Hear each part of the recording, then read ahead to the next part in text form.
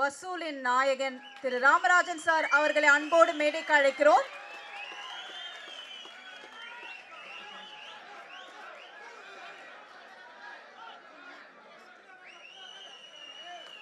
இருக்கிறவங்க கொஞ்சம் அந்த கிரவுட கிளியர் பண்ணுங்க. கெஸ்ட் மேல வரக்கூடிய வழி அது ஒண்ணுதான், கொஞ்சம் புரிஞ்சுக்கங்க.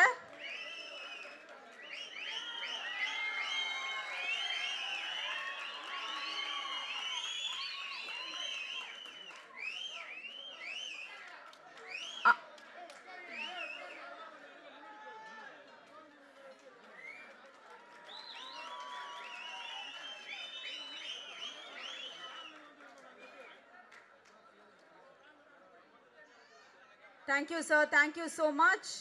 அடுத்தபடியாக I think everyone's favorite director ன்னு கூட சொல்லலாம், KS ரவிக்குமார் சார் அவர்களை அன்போடு மேடைக்கு அழைக்கிறோம்.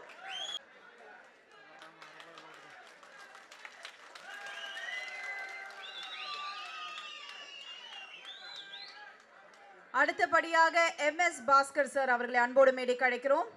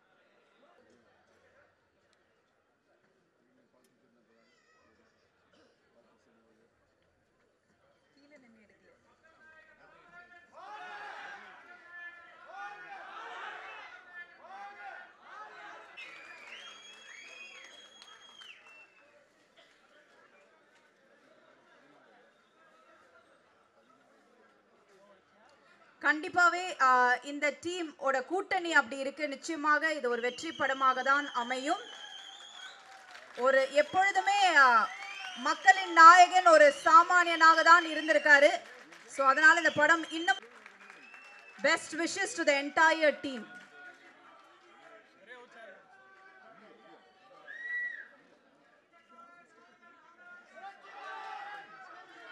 அதுக்கப்புறம் பார்த்தீங்கன்னா சூப்பர் ஸ்டார்ஸை எல்லாருமே வந்து வசியப்படுத்தி வச்சிருக்கா சொல்ல. ஏன்னா இவர் எடுக்கக்கூடிய படங்கள் அப்படி அவ்வளோ இயல்பாக இருக்கும். ஆனால் இதை தாண்டி வந்து இவரை கூப்பிடணும்னா கண்டிப்பாக நான் தான் கூப்பிடணும் அப்படின்னு சொல்லிட்டாரு நம்மளுடைய மக்கள் நாயகன். ஸோ ராமராஜன் சார் அவர்களே ஓகேவா sir? Okay sir, okay fine. So ஏன்னா அவர் அதை கூப்பிடணும்னு அதனால தான் நான் வந்து ரிக்வெஸ்ட்டாக எடுத்துட்டேன். ஸோ எஸ், இதோ உங்களுக்காக KS ரவிக்குமார் சார். அதனை பார்த்தேன். இல்ல கண்டிப்பா சார் கூப்பிட்டாதான் அது ஒரு தனி அழகு இருக்கும். என்ன சார் ரெண்டாவது வாட்டி வேணாம்.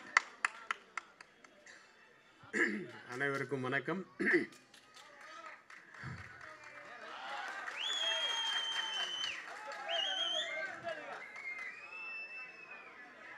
இதெல்லாம் என்ன கூட்டம்?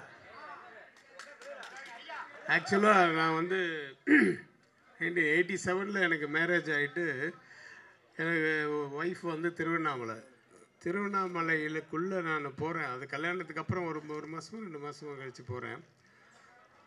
அந்த ஊருக்குள்ளேயே போக முடியல, திருவண்ணாமலைக்குள்ளேயே போக முடியல. அவ்வளோ கூட்டம். என்னப்பா ஏதாவது புது படம் ரிலீஸ் ஆகிருக்கா எங்கேயாதுன்னா இல்லை சார், சென்ட்ரலில் ஊர் பூரா கூட்டம், திருவண்ணாமலை பூரா கூட்டம். அதாவது இதுக்கு வருமே அந்த அண்ணாமலை ஜோதிக்கு வர மாதிரி. என்னன்னு கேட்டால் ராமராஜன் சார் மீட்டிங் அப்படின்னு, அப்படி ஒரு கூட்டம். அப்படி அந்த கூட்டத்தை இந்த கூட்டத்தை பார்க்கும்போது அதெல்லாம் மறக்கலை. அது என்றைக்குமே இருக்குது. சூப்பர் ஸ்டார் ரஜினி சார் வந்து சொன்னார் ஒரு தடவை, ஐயோ நான் பயந்துட்டேன் சார், அவருக்கு இருந்த மாதம் அந்த ஓப்பனிங்கில் அந்த இதுவோ கலெக்ஷனை பார்த்துட்டு பயந்துட்டேன் சார். ஐயோ நமக்கு பயங்கர போட்டி இல்லை, இப்போ முன்னாடி போயிட்டுருக்காரு அப்படின்னு ரொம்ப பயந்துட்டேன் நான். அந்த மாதிரி ஒரு உண்மையாகவே மக்கள் நாயகன் தான். நான் வந்து அசிஸ்டன்ட் டைரக்டர் காலத்துலேருந்து நான் ரெகுலராக ஒரு பாஸ்கர் எடிட்டர் அப்படின்னு அவருடைய டீம் ஒன்று பெரிய டீம் இருக்கும். அவருடைய பசங்க எடிட்டர்ஸு, அவருக்கு அசிஸ்டன்ஸ் எல்லாம் எடிட்டர்ஸு, இந்த மாதிரி ஒரு பெரிய டீம் உள்ள இடம் வந்து பாஸ்கர்னு, எடிட்டர் பாஸ்கர்னு. அங்கே தான் பாரதிராஜா சார், கே ரங்கராஜ், ராம அப்படி எல்லாம் வரும்போது சாரம் வருவார். ராம்நாராயண் சார் அசிஸ்டண்ட்டாக இருந்து அசோசியேட்டாக இருந்து இவர் டைரக்ட் பண்ணியிருந்து எல்லாமே இவரை பார்த்துட்ருக்கேன். அதுக்கப்புறமா அவர் துடிதுடிப்பாக அப்படி இருப்பார். அவர் இளைஞன் வந்து அவர் அசிஸ்டன்ட் டைரக்டர் தான் எல்லா வேலையும் எடுத்து போட்டு செய்வார். அதுக்கப்புறமா அதே மாதிரி ஒரு பொண்ணை லவ் பண்ணார், தூக்கிட்டு போய் மேரேஜ் பண்ணார்.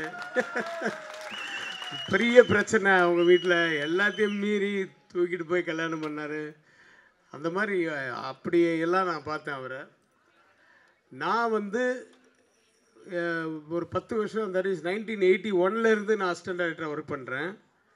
ஆக்சுவலாக 89 வரைக்கும் நான் எந்த படம் ஒர்க் பண்ணாலும் அந்த படம் வந்து ஒன்று ரிலீஸ் ஆகாது, இல்லை ரிலீஸ் ஆச்சுன்னா ஓடாது, இல்லைன்னா அப்புறம் 4 வாரம், அதுக்கப்புறமா 25 நாள், அதுக்கப்புறம் 50 நாள் ஆண்களை நம்பாதே அப்படி போயிட்டு இருந்த போது எனக்கு முதல் வந்து ஒரு வெற்றி படத்தில் அசிஸ்டன்ட் டைரக்டராக நான் ஒர்க் பண்ணேன்னா அந்த படத்து பேர் வந்து ராஜா ராஜா தான். அந்த ராமதாஸனுடைய 2வது படம். அது ஒரு டைரக்டர்கிட்ட 2 படம் ஒர்க் பண்ணது நான் அந்த படத்தை அவர்கிட்ட தான். ஸோ அந்த மாதிரி நான் ஒரு 14 டைரக்டர்கிட்ட ஒர்க் பண்ணேன். ஆனால் முதல் இப்போ இன்றைக்கும் என்னுடைய ஆஃபீஸில் நீங்கள் வந்தீங்கன்னா எனக்கு நிறைய ஷீல்ட்ஸ் இருக்குது. அப்போல்லாம் 100 நாள் வெள்ளி விழா இதெல்லாம் நிறைய ஷீல்டு வாங்குவோம் இல்லையா. அதில் புது வருஷத்துக்கு முன்னாடியே அசிஸ்டன்ட் டைரக்டராக நான் வாங்கின முதல் ஷீல்டு வந்து ராஜா ராஜா தான். அதுதான் இன்றைக்கே இருக்கும். இந்த பக்கம் ராமராஜன் சார், இந்த பக்கம் இளையராஜா சார். அந்த ப்ரொடியூசர் வந்து நிவாஸ், கேமராமேன் நிவாஸ்னு. டைரக்டர் வந்து ராம்தாஸ், ராம்தாஸ்னு. சமீபத்தில் அவர் நம்மளை விட்டு போயிட்டார். ஸோ அந்த காலத்துலேருந்து எனக்கு தெரியும். அதுக்கப்புறமா நான் வந்து ஒரு 46 படம் என்னமோ டைரக்ட் பண்ணியிருக்கேன். ஆனால் அதாவது start camera, roll sound, action அப்படின்னு நான் சொன்னேன்னா அது முதல்ல அவருக்கு தான். அது எப்படின்னா பெத்தவ மனசுன்னு ஒரு படம் ப்ரொடியூஸ் பண்ணாங்க. நம்ம ராஜ்கிரண் சார் தான் ப்ரொடியூசரு. அந்த படத்துக்கு கதை வசனம் வந்து கஸ்தூரி ராஜா. அந்த படத்தில் வந்து நான் அசோசியேட் டைரக்டர். ஆனாலும் நான் தான் ஸ்டார்ட் ஆக்ஷன் சொல்லணும், ஸ்டார்ட் கேமரா ஆக்ஷன் சொல்லணும். காரணம் வந்து அவர் ஹீரோ அண்ட் டைரக்டர். அந்த படத்தில் டைரக்ட் பண்ணி ஹீரோவாக நடிக்கிறாரு. ஸோ அப்படி ஒரு சுச்சுவேஷனில் என்ன முதல் சார் யார் சொல் ரவி, நீ எத்தனை படம் பண்ணியிருக்க, நீ தான் ஸ்டார்ட் கேமரா சொல்லணும், நீ தான் ஆக்ஷன் சொல்லணும், நீ ஆக்ஷன் சொன்னால் தான் நடிப்பேன் அப்படின்ட்டாரு. அதுதான் என்னுடைய பிள்ளையார் சுழி. அதுக்கப்புறம் வந்து ஒரு பக்கம் ராஜ்கிரண் சார் வந்து ஹீரோவாக நடிச்சிட்டாரு. அதுக்கப்புறமா கஸ்தூரி ராஜா டைரக்டர் ஆகிட்டார். அதுக்கப்புறம் நான் இந்த பக்கம் புரியாத புதியில் டைரக்டர் ஆகிட்டேன். இப்படி வந்து நான் எப்படி வந்து 9 வருஷத்தில் வந்து ஒரு ஆன்டி சென்டிமெண்ட்டாக இருந்தனோ அது அப்படியே அவர்கிட்ட போனதுக்கப்புறம் எல்லாமே சென்டிமெண்ட்டாக ஆயிடுச்சு. அப்படி ஒரு ராசியான ஒருத்தர். அதுக்கப்புறமா நான் டைரக்ஷன் பண்ணி இது பண்ணும்போது நடுவில் அவரை வச்சு ஒரு படம் பண்ண வேண்டியது. அதுக்கு ஸ்டில் ஷூட்லாம் கூட எடுத்தாச்சு. ஆனால் வேறு சில காரணத்தினால அந்த படம் எடுக்க முடியல. அப்புறம் அனுமோகன் சார் பண்ணாருன்னு நினைக்கிறேன். அந்த படம் காளையனா அது அனுமோகன் சார் பண்ணார். அப்போ நிறைய படங்கள் நான் 3 மாதத்துக்கு ஒரு படம் கொடுத்துக்கிட்டே இருந்தேன் அப்போது. ஸோ இதுதான் எனக்கும் ராமராஜன் சாருக்கும் உரிய அந்த பந்தம். இந்த படத்தில் நம்ம ராகேஷ் வந்தார், கதை சொன்னார். மாதிரி என்னென்னா கண்டிப்பாக ராமராஜன் சார் படம்னா நீ ஒரு நாள் இருந்தால் கூட ஒரு கெஸ்ட் ஹோல் இருந்தால் கூட நான் பண்ணுறேன் அப்படின்னு சொல்லிட்டேன். ஏன்னா ரொம்ப வருஷம் கழித்து மறுபடியும் ஒரு படம் பண்ணுறாரு அப்படின்ட்டு. யாரும் வந்து அவர் தப்பாக நினைக்காதீங்க, என்ன இப்படி நடக்கிறாரு இப்படி இருக்காருன்னு சொல்லி. அவருக்கு அந்த ஆக்சிடெண்ட்டுக்கு அப்புறம் தான் அப்படி இருக்காரு அப்படின்றதுக்கு காரணமே வந்து அந்த ஆண்டவனுடைய அருள் தான். அது நிறைய பேர் சொல்லுவாங்க, ஜெயலலிதா மேடம் ஹெல்ப் பண்ணாங்க, அது பண்ணாங்கன்னு. எல்லாத்தையும் மேலே ஒரு அருள் ஒன்று இருக்குல்ல, அந்த அருள்னால தான் இன்றைக்கி அவர் இங்கே இருக்கார். ஆண்டவன் அருள் தான் அது. ஏன்னா அப்படிப்பட்ட ஆக்சிடெண்ட் அது. அந்த காரில் இவர் கூட போனவங்கெல்லாம் இறந்துட்டாங்க. அதை மிஞ்சி இது தப்பிச்சு இப்படி வந்து நடித்து மறுபடியும் ராஜா சார் பாட்டு அவர் பாடணும்னு எழுதி வச்சிருக்கு.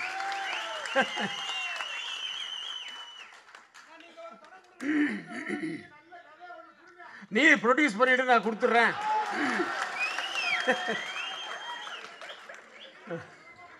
அப்புறம் இந்த படத்தில் ராகேஷனுடைய டைரக்ஷன் பற்றி நான் சொல்லவே வேணாம். அவர் வந்து நல்ல ஒரு எக்ஸ்பீரியன்ஸ்டான ஒரு டைரக்டர் மாதிரி தான். அதில் முதல் படமாக அது மூணாவது படம். பட் அதெல்லாம் நல்ல எக்ஸ்பீரியன்ஸ்டான ஒரு டைரக்டர் எப்படி வேலை வாங்குவாங்களோ அப்படி தான் இப்போ கூட வேலை வாங்கினார் ராமராஜன் சார்.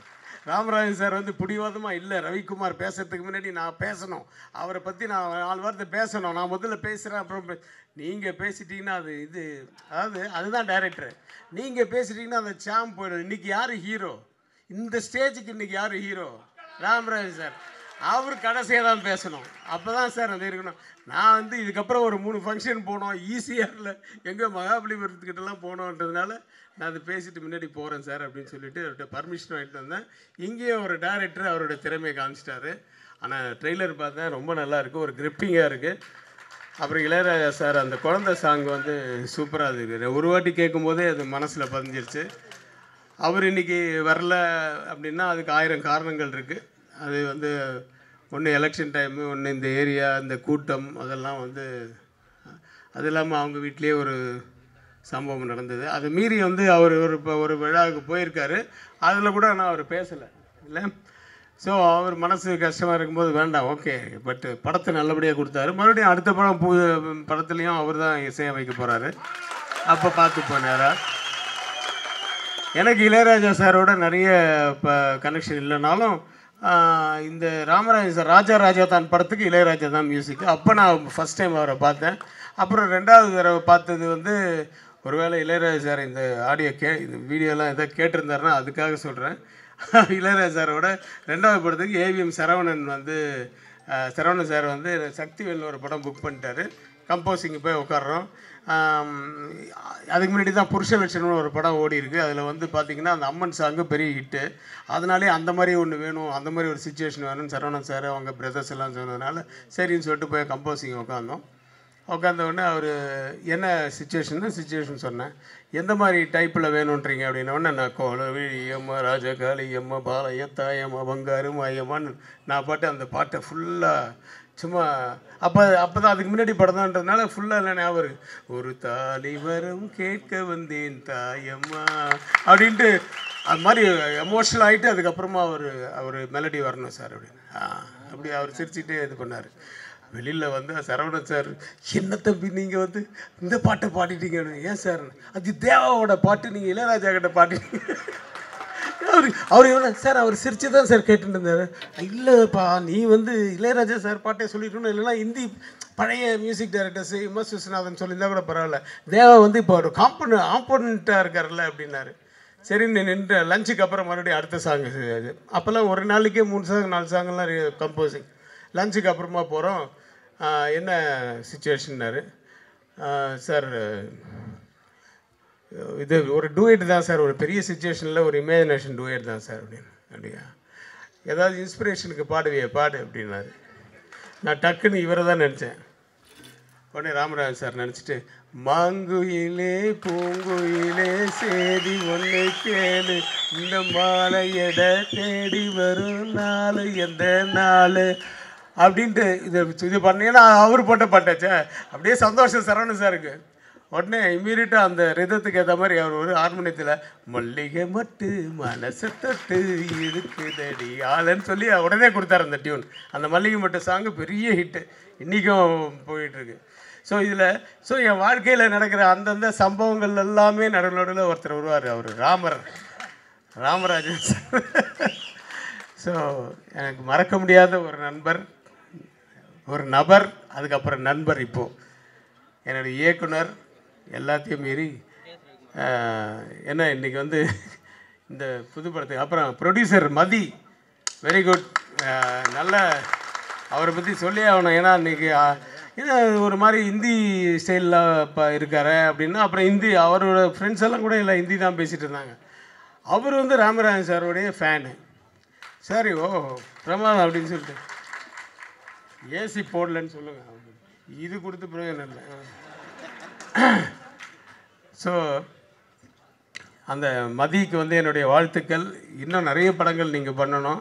ஆனால் ராமராஜன் சாரை வச்சும் பண்ணணும், ராகேஷ் வச்சும் பண்ணணும் அப்படின்னு கூறி இதில் நடித்த அத்தனை பேருக்கு இதில் பார்த்த அந்த 2-3 MS Bhaskar and Radharavi sir 2 பேருமே ஈக்குவலாக ஒரு சஸ்பென்ஸ் இருக்குது பாருங்கள். அதில் அது நல்லா தெரியுது. அதான் ஒரு ஃபேமிலியாக அவங்க ஏதோ இருந்திருக்காங்க, அதுக்கப்புறமா வந்து ஒரு பிரச்சனையாக இருக்குது, அதுக்கப்புறமா வந்து ஒரு பேங்க்கே கடத்துகிறாங்க. இதான கதை போச்சு. என்ன போச்சு? நீ தான் ட்ரெய்லரில் சொல்லிட்டிய, இது கூட புரியாதப்பா உங்களுக்கெல்லாம். ஆனால் எப்படி எதை கடத்தினாங்க, எப்படி இதெல்லாம் சமாளித்தாங்க, எதுக்கு நான் உள்ளே வந்தேன், நான் என்ன அவரை பிடிச்சேனா இல்லையா, எல்லாம் எவ்வளோ இருக்குது விஷயங்கள் இல்லையா, பாட்டெல்லாம் இருக்குல்ல. அதனால் எல்லாருக்கும் தெரியும், இந்த ட்ரெய்லர் பார்க்கும்போதே தெரியுது இல்லை. சரி, ரொம்ப நேரம் நானே பேசினேன், அடிப்பாங்க. ஏன்னா எத்தனை பேர் இருக்காங்க பாருங்கள். நன்றி, வணக்கம். All the best for whole team.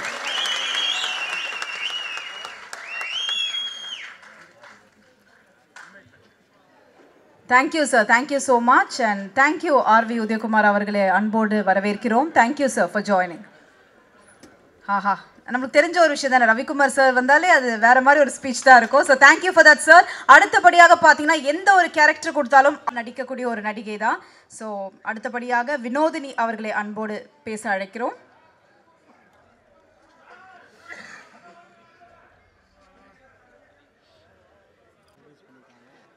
மேடையில் வீட்டிற்கும் என்னுடைய திரை ஆசான்கள் மற்றும் சக திரைக்கலைஞர்கள் அவர்களுக்கும் ஊடக நண்பர்கள் அவர்களுக்கும் பொதுமக்கள் இன்று மாலை வந்திருக்கும் பொதுமக்கள் அனைவருக்கும் என்னுடைய அன்பு கலந்த முதல் கண் வணக்கங்கள். இசைஞானி இளையராஜா அவர்கள் உண்மையிலுமே எங்கள் குடும்பத்தில் நாங்கள் எல்லாருமே நிம்மதியாக இருக்கிறது அவரால் தான் அப்படின்னு சொல்லலாம். ஏன்னா நானும் எங்கள் அண்ணனும் வந்து தீவிர வெறியர்கள் அப்படின்னே சொல்லலாம். ஒரு பக்கம் இசைஞானி இளையராஜா அவர்கள், இன்னொரு பக்கம் மக்கள் நாயகன், கிராமத்து நாயகன். நான் கல்லூரியில் படிக்கும்போது பார்த்து வியந்த ராமராஜன் அவர்கள், அவருடைய இந்த காம்பினேஷன் திரும்ப அதுவும் வனவாசம் மாதிரி அவர் வந்து ஒரு 11 ஆண்டுக்கு பிறகு அவர் வந்து திரையில் தோன்ற போகிறார். அதில் எனக்கு ஒரு சிறிய பங்கு அப்படிங்கும்போது இது வந்து எனக்கு ஒரு அல்வா சாப்பிட்ற மாதிரியான ஒரு மொமெண்ட்டாக இருந்தது இந்த வாய்ப்பு எனக்கு வந்த போது. அதுக்கு முதல்ல வந்து நான் நன்றி சொல்லிக்கிறேன் இயக்குனருக்கும் தயாரிப்பாளருக்கும். இதில் வந்து என்னோட பயணித்த மற்ற மிக முக்கியமான இன்றைக்கி தமிழ் சினிமாவில் தவிர்க்க முடியாத நடிகர்களாக இருக்கக்கூடிய எம்எஸ் பாஸ்கர் அவர்கள், அப்புறம் சரவண சுப்பையா அவர்கள், ராதாரவி அவர்கள், போஸ் வெங்கட் சார், என் கூட என்னோட காம்பினேஷனில் நடிச்சிருக்கிற ஆட்கள் எல்லாருக்குமே வந்து ரொம்ப ரொம்ப நன்றி. இந்த படம் வந்து ரொம்ப சிறப்பாக வந்திருக்கு. ட்ரெய்லர் பார்த்துருப்பீங்க. இதில் வந்து நான் ஒரே ஒரு விஷயம், ஷூட்டிங் ஸ்பாட்டில் நடந்த ஒரு சின்ன சம்பவத்தை நான் இங்கே ஷேர் பண்ணிக்கணும் அப்படின்னு நினைக்கிறேன். இயக்குனரை பற்றி ஒரு 2 வரி சொல்கிறதுக்காக. எங்களுடைய காம்பினேஷன் வந்து ஒரு இவிபிக்கு ஆப்போசிட்டில் ஒரு ரிச்சான அப்பார்ட்மெண்ட் காம்ப்ளெக்ஸில் ஒரு ஷூட்டிங் தொடர்ச்சியாக ஒரு 3 நாள் அரேஞ்ச் பண்ணியிருந்தாங்க. அதுவும் டே அண்ட் நைட் அப்படிங்கிற மாதிரி கால் ஷீட் போட்டு எல்லா ஆர்டிஸ்டோடைய கால் ஷீட்டெல்லாம் வாங்கி வச்சுருந்த போது 2வது நாளும் 3வது நாளும் அந்த அப்பார்ட்மெண்ட் காம்ப்ளெக்ஸில் ஏதோ ஃபங்க்ஷன், அதனால் பெர்மிஷன் கொடுக்க முடியாத ஒரு நிலைன்னு சொல்லி ஃபஸ்ட்டு டேவே வந்து இதுக்கப்புறம் காம்பினேஷன் இது அந்த இடம் கிடையாது அப்படின்னு சொல்லிட்டாங்க. ஆனால் அந்த நேரத்துலையும் வந்து மனம் தளராமல், அது வந்து எல்லா இயக்குநர்களுக்கும் அந்த மாதிரி ஒரு இடங்கிறது ஒரு இக்கட்டான ஒரு சூழல். அதுலேயும் ராத்திரி பகலாக அவங்க எல்லாரும் வந்து உழைச்சி அடுத்த நாள் காலையில் அதே மாதிரியான ஒரு apartment complex interior exterior match பண்ணுற மாதிரி வலசரவாக்கத்தில் கண்டுபிடிச்சி அந்த என்டையர் எக்யூப்மெண்ட் எல்லாத்தையும் ஷிஃப்ட் பண்ணி எங்களுக்கு வந்து மத்தியான கால் ஷீட் போட்டு டே நைட் ஒர்க் பண்ணி அடுத்த ஒரு நாளும் திரும்பவும் காலையில் நாங்கள் வந்து 7-7:30 அசம்பிள் ஆகி நைட்டு ஃபுல்லாக ஷூட் பண்ணி, எனக்கு தெரிஞ்ச அவர் வந்து இந்த படத்தில் அந்த 72 மணி நேரங்கள் அவர் வந்து தூங்கவே இல்லை இயக்குனர் அவர்கள். அப்போ வந்து இதை நாங்கள் கண்கூடாக பார்த்தோம். அதனால் இது எதுக்கு இதை சொல்கிறேன்னா, இப்போ கூட எனக்கு முன்னாடி வந்து பேசின தமிழ் திரைப்படத்துடைய தமிழ் திரையுலகுடைய ஒரு தவிர்க்க முடியாத ஒரு மிகச்சிறந்த இயக்குனரான, அது மட்டும் இல்லாமல் தயாரிப்பாளருக்கான ஒரு இயக்குனரான KS ரவிக்குமார் அவர்களுக்கு பேசினார். அதே போன்று ஒரு தயாரிப்பாளருக்கு ஒரு மிகச்சிறந்த முறையில் குறுகிய காலத்தில் இந்த படத்தை வந்து முடிச்சு கொடுத்த ராகேஷ் அவர்களுக்கு எந்த அளவுக்கு தயாரிப்பாளருக்கு அவர் செஞ்சு கொடுத்துருக்காருன்னா, அடுத்த படமும் அவரிடமே அவர் செய்கிறார். அதுதான் வந்து அவருக்கு கிடைத்த வெற்றி. இதை சொல்லி இந்த படத்துடைய ரிலீஸ் கூடிய சீக்கிரம் நடக்க போகிறது. ட்ரெய்லர் பார்த்துருப்பீங்க. அதுவும் அந்த குழந்தை அப்படிங்கிற அந்த சாங் வந்து இளையராஜா சாரோட மியூசிக்கில் எவ்வளோ அழகாக வந்திருக்கு அப்படின்னு எல்லாருக்குமே தெரியும். கூடிய சீக்கிரம் திரையரங்கில் இந்த படம் வரும்பொழுது இந்த படத்திற்கான ஒரு பேர் ஆதரவை மக்களும் ஊடக நண்பர்களும் உறுதுணையாக இருந்து வழங்குவீர்கள், நிச்சயமாக தருவீர்கள். அதுவும் எங்களுடைய ராமராஜன் சாருடைய ஒரு கம்பேக் ஃபிலிம் அப்படின்னே நம்ம சொல்லலாம். அதுக்கு ஒரு பேர் ஆதரவு மக்களிடையே இருக்கும் அப்படிங்கிறதும் எனக்கு ஒரு மிகப்பெரிய நம்பிக்கை இருக்கிறது. அதனால் இந்த மகிழ்ச்சியான தருணத்தில் இந்த திரைப்படத்தில் அனில் போன்ற என்னுடைய ஒரு பார்ட்டும் இருந்திருக்கு அப்படிங்கிறதுக்கு நன்றி கூறி விடைபெறுகிறேன். வணக்கம். ஓகே, ஸோ அடுத்தபடியாக பார்த்தீங்கன்னா நம்ம ரோபோ சங்கர் அண்ணாவை ரொம்ப ஒரு சில வார்த்தைகள் பேச. அனைவருக்கும் இனிய மாலை வணக்கம். கொஞ்ச நேரத்தில் கமலா தேட்டர் வந்து அம்மன் கோயில் கூழ் ஊத்துற ஃபங்க்ஷன் மாதிரி ஆகிப்போச்சு. எனக்கு தெரிஞ்சு சமீபத்தில் ஒரு இசை வெளியீட்டு விழா, அரங்கம் நிறைந்த இசை வெளியீட்டு விழான்னா அது இப்போ நடக்கிற நம்ம மக்கள் நாயகன் அவர்களுடைய இசை வெளியீட்டு விழா தான். அந்த அளவுக்கு ஊர்லேருந்து அவ்வளோ அன்போடு வந்திருக்கீங்க. எனக்கு வந்து இந்த விழாவில் வந்து முக்கியமான விஷயம் என்ன அப்படின்னா, தம்பி லியோ சிவா 2 நாளைக்கு முன்னாடி லியோனி அண்ணனுடைய பர்த்டே அங்கே நான் பார்க்கும்போது சொன்னார் இந்த மாதிரி படத்துடைய இசை வெளியீட்டுலாம் இருக்குன்னு. இயக்குனரோ மற்ற யாரும் சைட்லேருந்து நமக்கு வந்து ஒன்றும் அழைப்பு இல்லை. ஆனால் கேஸ் ரவிக்குமார் சார் சொன்னார் இல்லையா, இந்த படத்தில் ஒரு நாள் நடித்தா கூட எனக்கு ஒரு பெரிய சிறப்பு அப்படின்னு. அது மாதிரி இந்த மேடையில் எனக்கு கிடைச்சாலே பெரிய சிறப்பு அப்படின்னு எங்களுடைய அன்பு அண்ணன் மக்கள் நாயனுக்காக நான் வந்துட்டேன். ஒரே ஒரு விஷயம் என்னென்னா, எனக்கு ஒரு விருது வழங்கும் விழா நடந்துச்சு, அண்ணனுக்கு ஞாபகம் இருக்கும்னு நினைக்கிறேன். அந்த விருது வழங்கும் விழாவில் நான் உட்காந்துருக்கேன். பெஸ்ட்டு காமெடியனுக்கான விருது எனக்கு கொடுக்குறாங்க. யார் வந்து எனக்கு விருது கொடுக்க போகிறாங்கன்னு எனக்கு தெரியாது. என் பக்கத்தில் வந்து அண்ணன் உட்காந்துட்டாரு. என்ன ரோபோ எப்படி இருக்கீங்க அப்படின்னாரு. அண்ணே நல்லா இருக்கேண்ணே, யாருக்கோ விருது கொடுக்கணுமா கூப்பிட்ருக்காங்க, எவனை கொடுக்க போகிறேன்னு தெரியல அப்படின்னாரு. அவரை நானும் பக்கத்தில் உட்காந்துருக்கோம். இப்போ மேடைக்கு என்னை கூப்பிட்றாங்க. அடுத்ததாக சிறந்த நகைச்சுவையாளனுக்கான விருதை பெற ரோபோ சங்கர் மேடை கிடைக்கிறனோடனே நான் மேடைக்கு போகிறேன். எனக்கு யார் விருது கொடுப்பாங்க அப்படின்னு யோசிச்சுட்டு இருக்கும்போது இந்த விருதினை வழக்க மக்கள் நாயகன் அவர்களை மேடை கலைக்கிறோம் அப்படின்னாங்க. 2 பேருக்குமே தெரியாமல் தான் உட்காந்து பெரிய சந்தோஷம். மேடைக்கு வந்துட்டார். அப்போ நான் மேடையில் வந்து அண்ணன்ட்ட கேட்டேன், ஒரே ஒரு விஷயந்தான் கேட்டேன். இந்த அரங்கமே அதிர்ச்சு. என்ன கேட்டேன் அப்படின்னா, அண்ணே முன்னாடிலாம் நீங்கள் வந்து பச்சை கலர் மஞ்சள் கலர் இந்த கலருக்கு சொந்தக்காரரே நீங்கள் தான். ஆனால் என் சமீபத்தில் அதே காஸ்டியூம் போட்டால் எல்லாருமே என்ன ராமராஜன் டவுசரை போட்டுக்கிட்டு தெரியுறாங்க, ஏன்னா கோடு போட்ட டவுசர் போட்டால் ராமராஜன் டவுசரை போட்டுக்கிட்டு தெரியுறீங்க, ராமராஜன் சட்டையை போட்டுக்கிட்டு தெரியுறீங்க அப்படின்னு கேலி கிண்டல் பண்ணாங்க. ஆனால் இன்றைக்கி ஜென்ரேஷன் ஃபுல்லாக அதைத்தானே ஃபாலோ பண்ணுறாங்க. ரைட் சைடில் ஒரு பேண்ட் கலர் இருக்குது, லெஃப்ட் சைடில் ஒரு பேண்ட் கலர் இருக்குது, ரைட் சைடில் ஒரு ஷூ லேஸ் வந்து பச்சை கலர் இருக்குது, லெஃப்ட் சைடில் ஒரு வந்து லேஸு ஒரு கலரில் இருக்குது. எல்லாம் உங்களை தானே ஃபாலோ பண்ணுறாங்க இன்றைக்கி ஜென்ரேஷன் 2K கிட்ஸு ஃபுல்லாக. அப்படி நீங்கள் தானே ட்ரெண்டு அப்படின்னு அதுக்கு அண்ணே ஒரு பஞ்சு சொன்னார் மேடையில். அந்த அரங்கமே அதிர்ச்சி. என்ன அப்படின்னா, அட போங்கிறவோ இந்தியன் கரன்சியே நம்ம கலர் தானே அப்படின்னாரு. அதை வந்து வரக்கவே முடியாது. அந்த மாதிரி வந்து ஸ்பான்டனிஸாக அடிக்கிறது. ஸோ இந்த விழாவில் நான் கலந்துக்கிட்டதை வந்து நான் ரொம்ப பெருமையாக நினைக்கிறேன். அவருடைய உங்களை மாதிரி நானும் ஒரு மிகப்பெரிய ரசிகன் அண்ணனுக்கு. வீட்டில் ஃப்ரீயாக இருக்க டைம் ஃபுல் அண்ணனுடைய பாடல்கள் தான். பெத்த மனசு சுத்தமடா அந்த மாதிரி வரிசையாக அண்ணனுடைய பாடல்கள் தான் கேட்டுக்கிட்டே இருப்போம். ஸோ இந்த விழாவுக்கு வந்து நிறைய பெரியவங்களாம் வந்திருக்கீங்க. திரைப்படம் மிகப்பெரிய வெற்றியடைய வாழ்த்துக்கள். அடுத்த திரைப்படம் மக்கள் நாயகனோடு நடிக்க வாய்ப்பு இருந்தால் நான் தயாராக இருக்கிறேன் என்பதை இந்த நேரத்திலே தெரிவித்துக்கொண்டு வாய்ப்பு கிடைத்தமைக்கு நன்றி கூறி விடைபெறுகிறேன். நன்றி, வணக்கம். Thank you. I love you all. எல்லாருக்கும் வணக்கம். என் பேர் நக்ஷா சரண். ஃபர்ஸ்ட்லி இங்கே வந்திருக்க எல்லாருக்குமே ஒரு பெரிய நன்றி. எங்களை சப்போர்ட் பண்ண வந்திருக்கீங்க media family, thank you so much. Saamaniyan என் லைஃப்பில் நான் ஷூட் பண்ண ஃபஸ்ட்டு படம். ஸோ இன்னைக்கு சாமானியனோட ஆடியோ லான்ச் அண்ட் ட்ரெய்லர் லான்ச்சுன்னு சொல்லும்போது ரொம்ப சந்தோஷமாக இருக்குது. ராமராஜன் சார், இந்த படத்தில் உங்களோட பொண்ணாக ஒரு லீட் ரோல் பண்ணதில் எனக்கு ரொம்ப சந்தோஷம் sir. Thank you. MS Bhaskar sir, Radha Ravi sir, throughout the shoot என்னை கைட் பண்ணியிருக்கீங்க, அதுக்கு ஒரு பெரிய பெரிய thank you. My co actor Siva, thank you so much. Ilaiyaraaja சார்னு பேர் கேட்டாவே ஒரு பாசிட்டிவ் வைப் எல்லாருக்கும் வரும். இளையராஜா சார் மியூசிக்கலில் என்னோடய ஃபர்ஸ்ட் ப்ராஜெக்ட் நான் பண்ணது, I feel very very blessed. And இந்த பிளெஸ்ட் ஆப்பர்ச்சுனிட்டி எனக்கு கிடச்சிருக்குன்னா கண்டிப்பாக etcetera entertainment, Mathi sir, thank you so much sir. And director Rakesh sir, இது என்னோடய ஃபர்ஸ்ட் படம் இருந்தாலும் ஒரு டெப்த்தான கேரக்டர், இவ்வளோ எமோஷன்ஸ் உள்ள ஒரு கேரக்டர் எனக்கு கொடுத்துருக்கீங்க. So thank you so so much sir. இதில் ஒர்க் பண்ண மற்ற எல்லா ஆர்டிஸ்ட்டும் என்னோடய காம்பினேஷனில் KS Ravikumar sir, Bose Venkat sir, தீபாக்கா, நிஷாக்கா எல்லாருக்குமே ஒரு பெரிய நன்றி சொல்லிக்க விரும்புகிறேன். அண்ட் ஒரு ஸ்பெஷல் கிரெடிட்ஸ் இதில் ஒர்க் பண்ண எல்லா அசிஸ்டன்ஸ்க்கும் கொடுக்கணும்னு நினைக்கிறேன். சாமானியனுக்கு அப்புறம் நான் ஒர்க் பண்ண எல்லா படத்துலேயும் ஒரு திங் நான் நோட்டீஸ் பண்ணியிருக்கேன், என்னென்னா அசிஸ்டன்ஸ் அவ்வளோ ஹார்ட் ஒர்க் போடுறாங்க, அவ்வளோ டைம் போடுறாங்க. ஸோ அவங்களுக்கு கண்டிப்பாக ஒரு கிரெடிட்ஸ் கொடுத்தே ஆகணும். அந்த மாதிரி சாமானியனில் ஒர்க் பண்ண எல்லா டிபார்ட்மெண்ட் அசிஸ்டன்ஸ்க்கும் ஒரு பெரிய பெரிய நன்றி. You are are main pillars of this movie. இதில் ஒர்க் பண்ண டெக்னீஷியன்ஸ், க்ரூ, டிஓபி அண்ணா, அருள் அண்ணா, thank you so much. Thank you for all your support.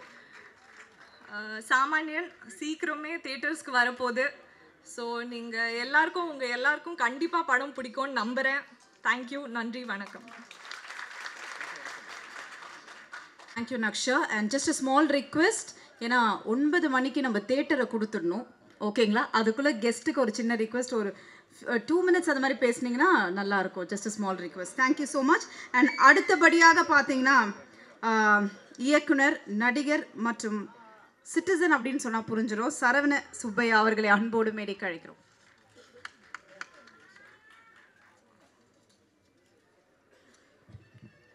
அனைவருக்கும் வணக்கம். இந்த இனிய மாலை பொழுதில் இந்த விழாவுக்கு வருகை தந்திருக்கக்கூடிய பத்திரிகை சகோதரர்களே, இணையதள வலையதள வானொலி அலைவரிசை பண்பாளர்களே மற்றும் படக்குழுவினர்களே, பொதுமக்களே, ராமராஜன் சாருடைய ரசிகர் மன்றத்தை சேர்ந்தவர்களே, உங்கள் அனைவரையும் இருகரம் கூப்பி வரவேற்கிறேன். படத்தினுடைய தயாரிப்பாளர் வந்து mister Mathi is a very genuine person. ஒரு பியூட்டிஃபுல் காஸ்ட் ப்ரொடக்ஷன்ஸில் இந்த படத்தை வந்து ப்ராடக்ட் பண்ணியிருக்காரு. அவர் ஒரு பெரிய சக்ஸஸ் பண்ணணும். அண்டர் ப்ரொடக்ஷன்ஸில் அவர்கிட்ட இன்னும் 2-3 படங்கள் இருக்குது, அதுவும் மாபெரும் வெற்றி அடையணும். அவர் போட்ட எஃபோர்ட்டுக்கு ஒரு நல்ல சக்ஸஸ் அவர் கிடைச்சதுன்னா தொடர்ந்து தமிழ் சினிமாவில் ஒரு நல்ல தயாரிப்பாளர் பிரயாணிப்பார் அப்படிங்கிறது என்னுடைய கருத்து. 2 வந்து ராகேஷ் வந்து மறைந்திருந்து பார்க்கும் மர்மம் என்ன படம் பண்ண இயக்குனர்னு எனக்கு தெரியாது. ஆனால் என்ன அவர் அப்படி அறிமுகப்படுத்திட்டு பேசினதுக்கப்புறம் தான் அந்த படத்தை பற்றி நிறைய விஷயங்கள் அவரோட ஷேர் பண்ணேன். ரொம்ப ட்ரெண்டில் உள்ள படங்களை வந்து அந்த ஜூஸ் எடுத்து பண்ணக்கூடிய ஒரு ஹைலி டேலண்டட் டெக்னீஷியன். அவர் வந்து இந்த படத்தை வந்து எடுத்துக்கிட்ட விதம் வந்து ரொம்ப புதுசாக இருந்தது. தேர்டு வந்து இசைஞானி இளையராஜா அவர்களை பற்றி பேசுகிறதுக்கெலாம் எனக்கு வயசும் கிடையாது, அதுக்கான ஒரு தகுதியும் கிடையாது. ஆனால் அவருடைய இசைப்பணியில் இது எனக்கு 4வது படம்.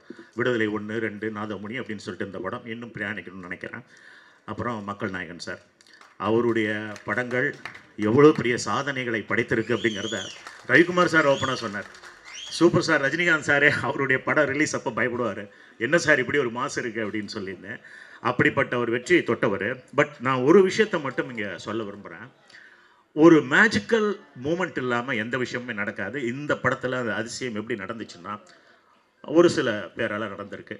25 வருஷத்துக்கு அப்புறம் ராமராஜன் சாரும் இசைஞானியும் ஒன்றா இருந்ததுக்கு காரணம், 15 வருடத்திற்கு பிறகு கிட்டத்தட்ட வந்து ராமராஜன் சார் வந்து மீண்டும் திரையில் தோன்றதுக்கான காரணம், 7 வருடங்களுக்கு பிறகு இயக்குனர் ராகேஷ் மறுபடியும் இந்த படத்தை இயக்க காரணம், மதி அவர்கள் இவ்வளவு பிரம்மாண்டமான பொருட்செலவில் இந்த படத்தை இயக்க காரணம் வந்து ஸ்கிரிப்ட், ஒரு கதை.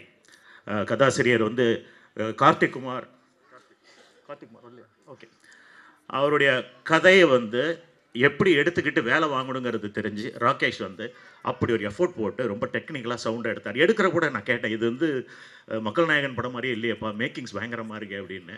அவர் வந்து இங்கே உட்காந்தப்போ சரி ஃபோன்லேயும் சரின்ட்டோன்னு சொல்லுவார், சிட்டிசன் நீங்கள் வந்து சாமானியனை வாழ்த்தணுன்னு. ஆக்சுவலாக சாமானியனே ஒரு நல்ல சிட்டிசன் தான் வச்சுக்கோங்களேன். அதை வந்து நம்ம ஒன்று வாழ்த்தணும்னு அவசியம் இல்லை. பட் என்னென்னா இது ஒரு நல்ல அற்புதமான இந்த மொமெண்ட் வந்து ஒரு கதையை நம்புகிற எந்த ஒரு தயாரிப்பாளரும் தோத்ததா சரித்திரமே இல்லை. ரவிக்குமார் சார் கூட நிறைய கதைகள் வாங்கி தான் பண்ணியிருக்காங்க. அந்த மாதிரி ஒரு இந்த கதை வந்து அதுக்கான ஒரு களத்தை ஏற்படுத்திச்சு. இன்னொரு விஷயம் வந்து நான் வந்து கார்த்திக் குமார்கிட்ட இந்த ஸ்கிரிப்ட் ரைட்டர்ட்டையும் இவர்கிட்டையும் டப்பிங் முடிஞ்ச ஒரு வாட்டி கேட்டேன், என்ன சங்கர நாராயணன் ஒரு பேர், பொதுவாக சார் பேர் வந்து முத்தையன், ராமு தம்பி, இப்படி ஒரு கிராமத்து பேராக இருக்குமே அப்படின்னு சொன்னேன். அதுக்கு இவர் சொன்ன காரணம் வந்து படத்தில் பாருங்கள் செமையாக இருக்கும். கார்த்திக் குமார் சொன்ன காரணம் வந்து எங்கள் தாத்தா பேர் அப்படின்னாரு. எப்பயுமே கற்பனையை விட உயிரோட்டம் உள்ள நிஜம் வந்து பிரதிபலிக்கிறப்ப அது மாபெரும் வெற்றியை பெறும். அந்த விதத்தில் இந்த படக்குழுவினருக்கு என்னுடைய இதய மனமார்ந்த நன்றிகளை தெரிவித்து படம் மாபெரும் வெற்றி அடைய வாழ்த்துகிறேன், வணங்குகிறேன். நன்றி, வணக்கம். லியோ சிவா அவர்களை பேச அழைக்கிறோம்.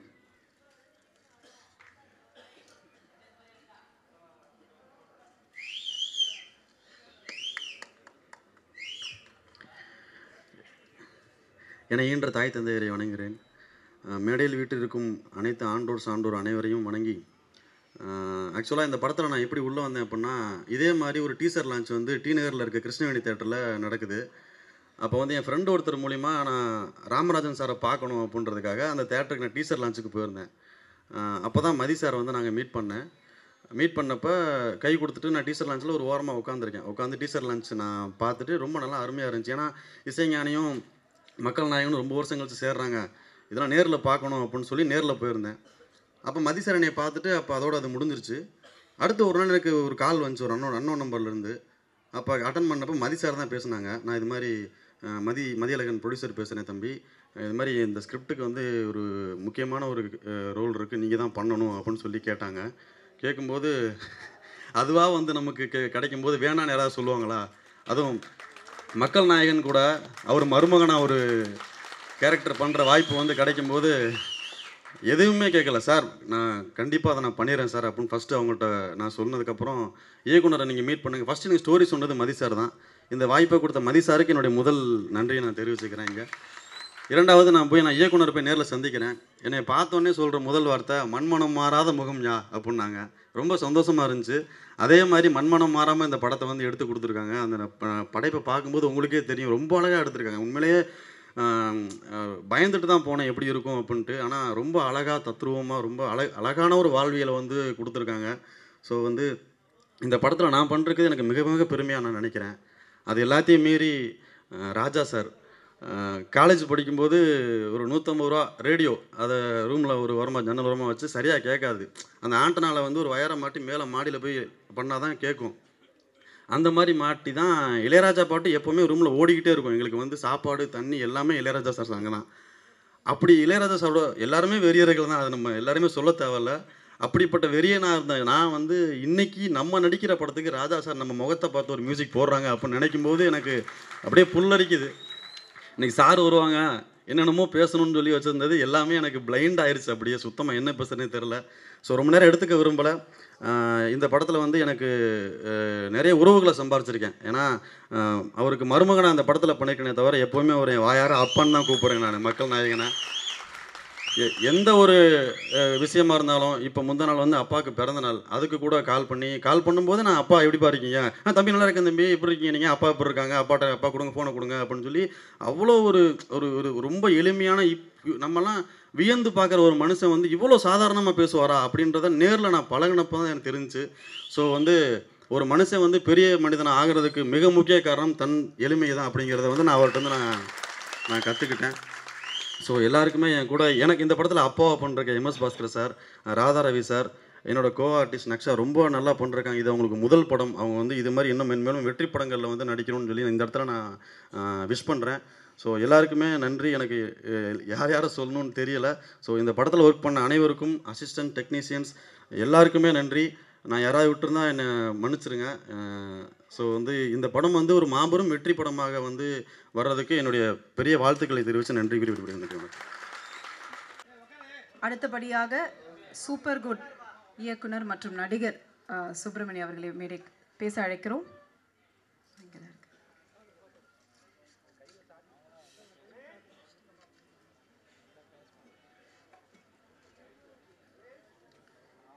எல்லாருக்கும் பணிவான வணக்கம். எங்கள் இயக்குனர் சங்க தலைவர் செயலாளர் மற்ற இயக்குநர்கள் இங்கு வந்திருக்கும் அனைவருக்கும் எனது வணக்கம். என்ன ஒரு வருத்தமான செய்தினா, சமீபத்தில் சில தமிழ் படங்கள் சரியாக ஓடலைன்னு சில குறை இருக்குது. அந்த குறையை இந்த கண்டிப்பாக அந்த சாமானியன் மக்கள் தலைவர் ராமராஜனுடைய டைரக்டர் ராகேஷுடைய இந்த படம் கண்டிப்பாக வெற்றி அடையும். அதில் எந்த விதமான மாற்று கருத்தும் கிடையாது. ராஜேஷ் இயக்குனர் இந்த படம் டீமில் ரொம்ப அதிர்ஷ்டசாலிகளோட ராமராஜன் சாரை ரீஎன்ட்ரி கொண்டு வந்து நம்மள்கிட்ட நிறுத்தினாரு பாருங்க. அந்த காலத்தில் எப்படி ஒரு கரகாட்டக்காரங்கிறது மிகப்பெரிய வெற்றி அடைஞ்சோ, அதே மாதிரி இந்த சாமானியன் படமும் மிகப்பெரிய வெற்றி அடையும். அது மட்டும் இல்லை, இந்த ஆடியோ ஃபங்க்ஷன் நடக்கிற இடம் எதுனா கமலா தேட்டர் வெளியில் வரும்போது பார்த்திங்கன்னா எவ்வளோ சாதனையாளர்கள், பிரதமர், முதல்வர், பெரிய பெரிய ஹீரோக்கள், நடிகர்கள், எம்ஜிஆர், சிவாஜி, ரஜினி சார், எவ்வளோ வெற்றியாளர்களோட ஃபோட்டோ இருக்குது. அதே மாதிரி இந்த படமும் ஜெயிச்சு அந்த இடத்துல ஃபோட்டோ வரணும். அது கண்டிப்பாக எல்லாருக்கும் உழைக்கிறவங்களுக்கு கண்டிப்பாக இந்த கமலா தேட்டர் உதாரணமாக எடுத்துங்க. நம்ம ஃபோட்டோ வரணும். அது மட்டும் இல்லை, ராகேஷ் எனக்கு வந்து அன்புங்கிற ரொம்ப காலமாக எனக்கு தெரியும். அவர் கூட நான் 3 படம் ஒர்க் பண்ணியிருக்கேன். நானும் இயக்குனர் தொகை சார்ந்தவன். இப்போ இந்த முண்டாஸ் போட்டி, பிசாசு, ரஜினி முருகன், காலா, பரியேறும் பெருமகள், இப்போ வெள்ளிமலைன்னு ஒரு படம், இப்போ பரமன் ஒரு படம் லீடாக நடிச்சிருக்கேன். அந்த வெற்றி பட வரிசையில் இந்த சாமானியன் படமும் வெற்றி அடையணும். நான் இயக்குனரை பற்றி ஒரே ஒரு வார்த்தை சொல்கிறேன். ரொம்ப வருஷமாக எனக்கு பழக்கம். நான் எல்லாத்தையும் கதை சொல்லியிருக்கேன். அவருக்கு தெரியும். ஷூட்டிங் ஸ்பாட்டில் ஒரு விஷயம் பண்ணார். எனக்கு உண்மையில் கண்ணில் தண்ணி வந்துருச்சு. உட்காந்து பேசிட்டு கால் பாதத்தை தொட்டு, இந்த கால் வந்து எத்தனை ஹீரோ கிட்ட கதை சொல்ல அடைஞ்சிருக்கு, எத்தனை தயாரிப்பாட்ட கதை சொல்ல அடைஞ்சிருக்கீங்க, நல்லா வரணும்னு சொல்லி என்னை வாழ்த்தினார். அப்படிப்பட்ட நல்ல மனசு உள்ள இயக்குனர் பெரியசாக வரணும். இந்த சாமானியன் படமும் பெருசாக வரணும். அது மட்டும் இல்லை, கேமராமேன் அருளும் எனக்கு 20 வருஷமாக தெரியும். நல்ல ஒரு பிரம்மாண்ட படம் பண்ணியிருக்காரு. இந்த படம் வெற்றி அடைய எனக்கு பணிவான வணக்கம். நன்றி. Thank you sir. அடுத்தபடியாக பார்த்தீங்கன்னா கம்ப்ளீட் பெர்ஃபார்மர் அப்படின்னு தான் சொல்லணும். எந்த ஒரு கேரக்டர் கொடுத்தாலும் அப்படியே கண் முன்னாடி நிறுத்திடுவார். ஸோ அடுத்தபடியாக ஐ கால் அப்பான் MS பாஸ்கர் அவர்களை பேச அழைக்கிறோம்.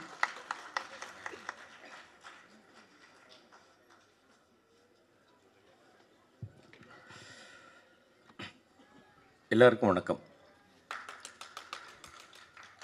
எட்ஸெட்ரா வழங்கும் படம் சாமானியன். ஆனால் மேடையில் வீற்றிருக்கக்கூடியவர்கள், இந்த படத்தினுடைய தயாரிப்பாளர் மதி அவர்கள்,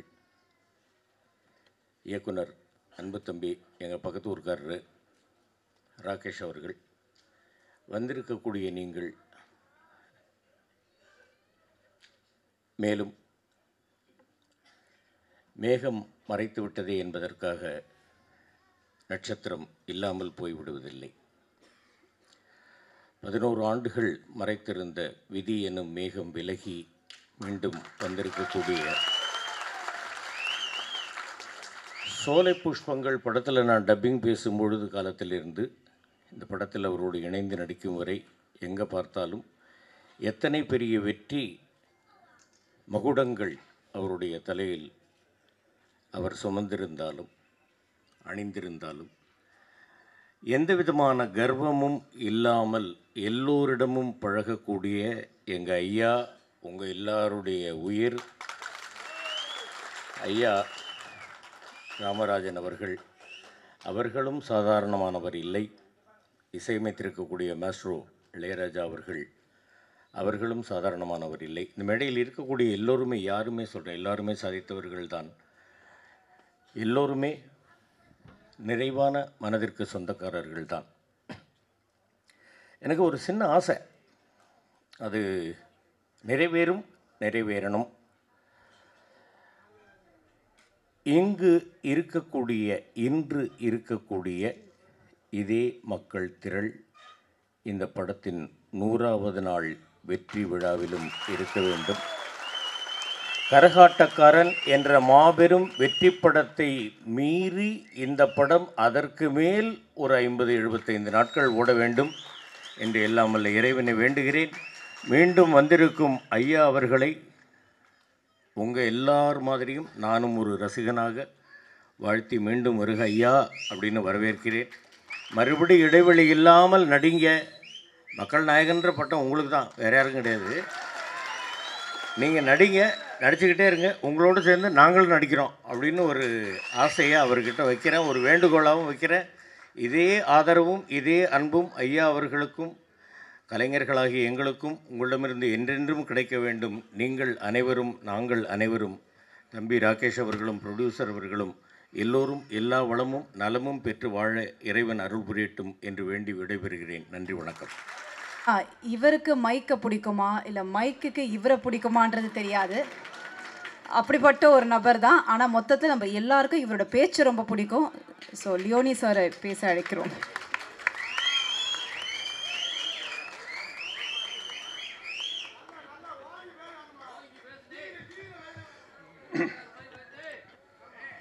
சினிமாவுக்கே சம்பந்தமில்லாத ஒருத்தன் நான் இங்கே வந்து உட்காந்துருக்கேன். எனக்கு இருக்கிற ஒரே தகுதி, 20 வருஷத்துக்கு முன்னாடி கங்கா கௌரின்னு ஒரு படம் நடித்தேன். அந்த படத்தை முதல்ல எங்கள் அப்பா பார்க்குறதுக்கு காசு கொடுத்து, நான் ஒரு படம் நடிச்சிருக்கேன், போய் பார்த்துட்டு வாங்கப்பா, திண்டுக்கல் கணேஷ் தேட்டரில் ரிலீஸ் ஆகிருக்குன்ட்டு காசு கொடுத்தேன். எங்கள் அப்பா படம் முடிச்சுட்டு வந்து, எங்கடா படத்தில் உன்னை காணவே காணான்னாரு. படம் முழுதும் நான் தான்ப்பா வருவேன், மொதல் சீனில் நான் தான் பாட்டு பாடிட்டு வருவேன், யாரோ ஒரு கிழவன்லடா வந்தான்னாரு. படத்திலே கிழவனை நடித்து இப்படி கேவலப்படுத்திட்டியடான்ட்டு பெத்த தகப்பேன் படத்தை பற்றி அப்படி விட்டார். அதுக்கப்புறம் நான் படமே நடிக்காமல் இப்போ தான் வந்து நம்ம அனுச்சரனோட டைரக்ஷனில் பன்னிக்குட்டின்னு ஒரு படம் நடித்தேன். அதுக்கு அடுத்து ஆலம்பனான்னு ஒரு படம் நடித்து அது இப்போ வெளியே வரப்போகுது. இந்த 3 தகுதியை தவிர வேறு எந்த தகுதியும் இந்த மேடையில் பேசுகிறதுக்கு எனக்கு இல்லை. ஆனால் இதை விட ஒரு பெரிய தகுதி என்னன்னா, மக்கள் நாயகன் ராமராஜனுடைய மிகப்பெரிய ரசிகன் நான். ஒன்று, அவருடைய நடிப்பு எதில் அப்படின்னா, ஒரு சிறப்பு ஒரே ஒரு வரியில் சொல்லணும்னா, மக்கள் திலகம் எம்ஜிஆர் தான் ஒரு படத்தில் எந்த பாட்டுக்கு வேணாலும் அப்படி கையை தூக்கி ஒரு ஆக்ஷன் பண்ணாருன்னா கூட்டமே அப்படியே கைதட்டி ரசிக்கும். புதிய சூரியனின் பார்வையிலே அப்படின்பாரு ஓன்னு கத்துவாங்க. அதுக்கு அடுத்து உழைக்கும் கைகளே அப்படின்பாரு, அதுக்கு கை தட்டுவாங்க. சோகப்பாட்டு கூட அப்படி கை தூக்கி அன்பேவா அப்படின்பாரு, உடனே சோகப்பாட்டுங்க கை தட்டுவாங்க. எம்ஜிஆர் ஒரு கலர் ட்ரெஸ் போட்டு அந்த கை தூக்கி மக்களிடம் வரவேற்பை பெற்றதற்கு அடுத்து, அது மாதிரி ஒரு கலர் ட்ரெஸ் போட்டு கைகளை தூக்கி மக்களிடம் மிகப்பெரிய வரவேற்பை பெற்ற எம்ஜிஆருக்கு அடுத்து மக்களால் நேசிக்கப்பட்ட ஒரு கலைஞன் என்னுடைய இனிய சகோதரர் ராமராஜன். அவர்கிட்ட இருக்க ஒரு நல்ல குணம் நாங்கள்லாம் கற்றுக்கிட்டது, ஒரு படத்தில் சும்மா ஒரு 10 நிமிஷம் நடிச்சிருப்பேன், ஒரு டிஎஸ்பியாக நடிச்சிருப்பேன், அதுக்கப்புறம் தரையிலே நடக்க மாட்டேன். 10 மினிட்ஸ் அந்த படத்தில் டிஎஸ்பியாக நான் தான் நடிச்சிருக்கேன். அவன் கூட பிறந்த சகோதரனே அந்த படத்தை பார்க்க யோசிச்சிருப்பேன். ஆனால் அப்படி ஒரு படத்தில் 10 நிமிஷம் நடித்தவனே வானத்தில் பறக்கிற நேரத்தில் மக்களால் நேசிக்கப்பட்ட ஒரு கலைஞன் இவ்வளவு எளிமையாக ஒரு மனிதனை இதுவரைக்கும் நான் பார்த்ததில்லை. அவருடைய வெற்றிக்கு மிகப்பெரிய காரணமே அதுதான். இந்த படத்தினுடைய தயாரிப்பாளர் மதியழகன், அவர் பேரை பார்த்தோன்னே நம்ம ஏதோ மதுரைக்காரரு கருப்பாக ஒரு மாதிரி இருப்பாருன்னு பார்த்தா, ஹிந்தி பட ப்ரொடியூசர் மாதிரி அப்படி கண்ணாடியையும் அவர் கலரையும் பார்த்துட்டு உண்மையிலே ஒரு ஹிந்திக்காரன் தான் நினச்சேன். ஆனால் பேரை பார்த்துட்டு மதியழகன்னு இவ்வளவு அழகான தமிழ் பேர் வச்சு அவருடைய படத்தை திரும்ப ராமராஜன் சாருக்கு இத்தனை ஆண்டுகள் கழித்து மீண்டும் மக்களிடம் கொண்டு சென்றதற்காக அவருக்கு எல்லாரும் ஒரு பலத்த கரவொலி நம்ம மதியழகன் சாருக்கு கொடுக்கணும். அவருக்கு நேர் ஆப்போசிட்டு டைரக்டரு, அவர் செக்க செவேர்னு ஹிந்திக்காரன் மாதிரி இருக்கார். டைரக்டர் பாருங்கள் நெல்சன் மண்டேலா மாதிரி, ஆனால் கலர் அப்படி இருக்கோ ஒளிய, ஆனால் அவருடைய திறமை அற்புதமானது. அவர் நடையும் அவர் அந்த ஒரு 2 நிமிஷம் ஷூட்டிங் ஸ்பாட்டில் பார்த்தேன், அவ்வளோ பரபரப்பாக இருந்தார். இந்த மேடைக்கு நான் வந்ததுக்கு காரணம் என்னுடைய மகன் லியோ சிவகுமார் இதில் கதாநாயகனாக நடிச்சிருக்காரு. மாமனிதனுங்கிற படத்தில் சீனு ராமசாமியோட டைரக்ஷனில் ஒரு சின்ன ரோல் நடித்தான். அதுக்கப்புறம் அழகிய கண்ணைங்கிற படத்தில் ஹீரோவாக நடித்து அந்த படம் தியேட்டரில் வெளியாகிடுச்சு. இப்பொழுது அவனுக்கு ஒரு மிகப்பெரிய ரீஎன்ட்ரி எது அப்படின்னு சொன்னால், எம்எஸ் பாஸ்கர் சாருக்கு மகனாகவும் ராமராஜன் சாருக்கு மருமகனாகவும் லக்ஷா சரணுக்கு ஒரு ஹீரோவாகவும் இன்றைக்கி நடிச்சிருக்கான். அதனால் எனக்கு என்னுடைய மகன், உன் மகனை பற்றி நீயே எப்படியா பெருமையாக பேசலான்ட்டு, நம்ம சில சமயம் கண்ணாடியை பார்த்து நம்ம தலையை ஒதுக்கிக்கிடுவான், சட்டை பட்டன் அப்படி போடுவான். ஆனால் நம்மளை அழகுபடுத்திக்கிறதுக்கு நம்ம இவ்வளவு செஞ்சாலும் என்னுடைய படைப்பு நல்லா இருக்கும் அப்படின்ட்டு நம்ம மேடையில் சொல்கிறது மாதிரி நான் உருவாக்கிய என்னுடைய மகன் இந்த படத்தில் ஹீரோவாக நடிச்சிருக்காரு. அவருக்கு நீங்கள் எல்லாரும் ஆதரவு கொடுக்கணும் அப்படின்னு அன்போடு கேட்டுக்கிறேன். இந்த மேடையில் வந்து பெரிய பெரிய டைரக்டருங்க எல்லாம் உட்காந்துருக்காங்க. ஆர்வி உதயகுமார் சார் அவருடைய அந்த டைட்டில் சாங் இளையராஜாவோட முதல் பாட்டை டைட்டிலாக போடணும் அப்படிங்கிறது அவரது கண்டுபிடிச்ச ஃபார்முலா தான். கண்ணுபட போகுதையா சின்ன கவுண்டரே, சுற்றி போட வேணும் ஐயா சின்ன கவுண்டரே, சாட்சிகளை சட்டம் செய்ய வேலை இங்கேயில். அந்த படத்தில் வாழ்ந்திருப்பார் ஒரு மாபெரும் கலைஞன், புரட்சி கலைஞர் விஜயகாந்த் அவர்களை இன்னொரு பரிணாமத்துக்கு கொண்டு சென்ற ஒரு டைரக்டர் நம்ம ஆர்வி உதயகுமார் சார்.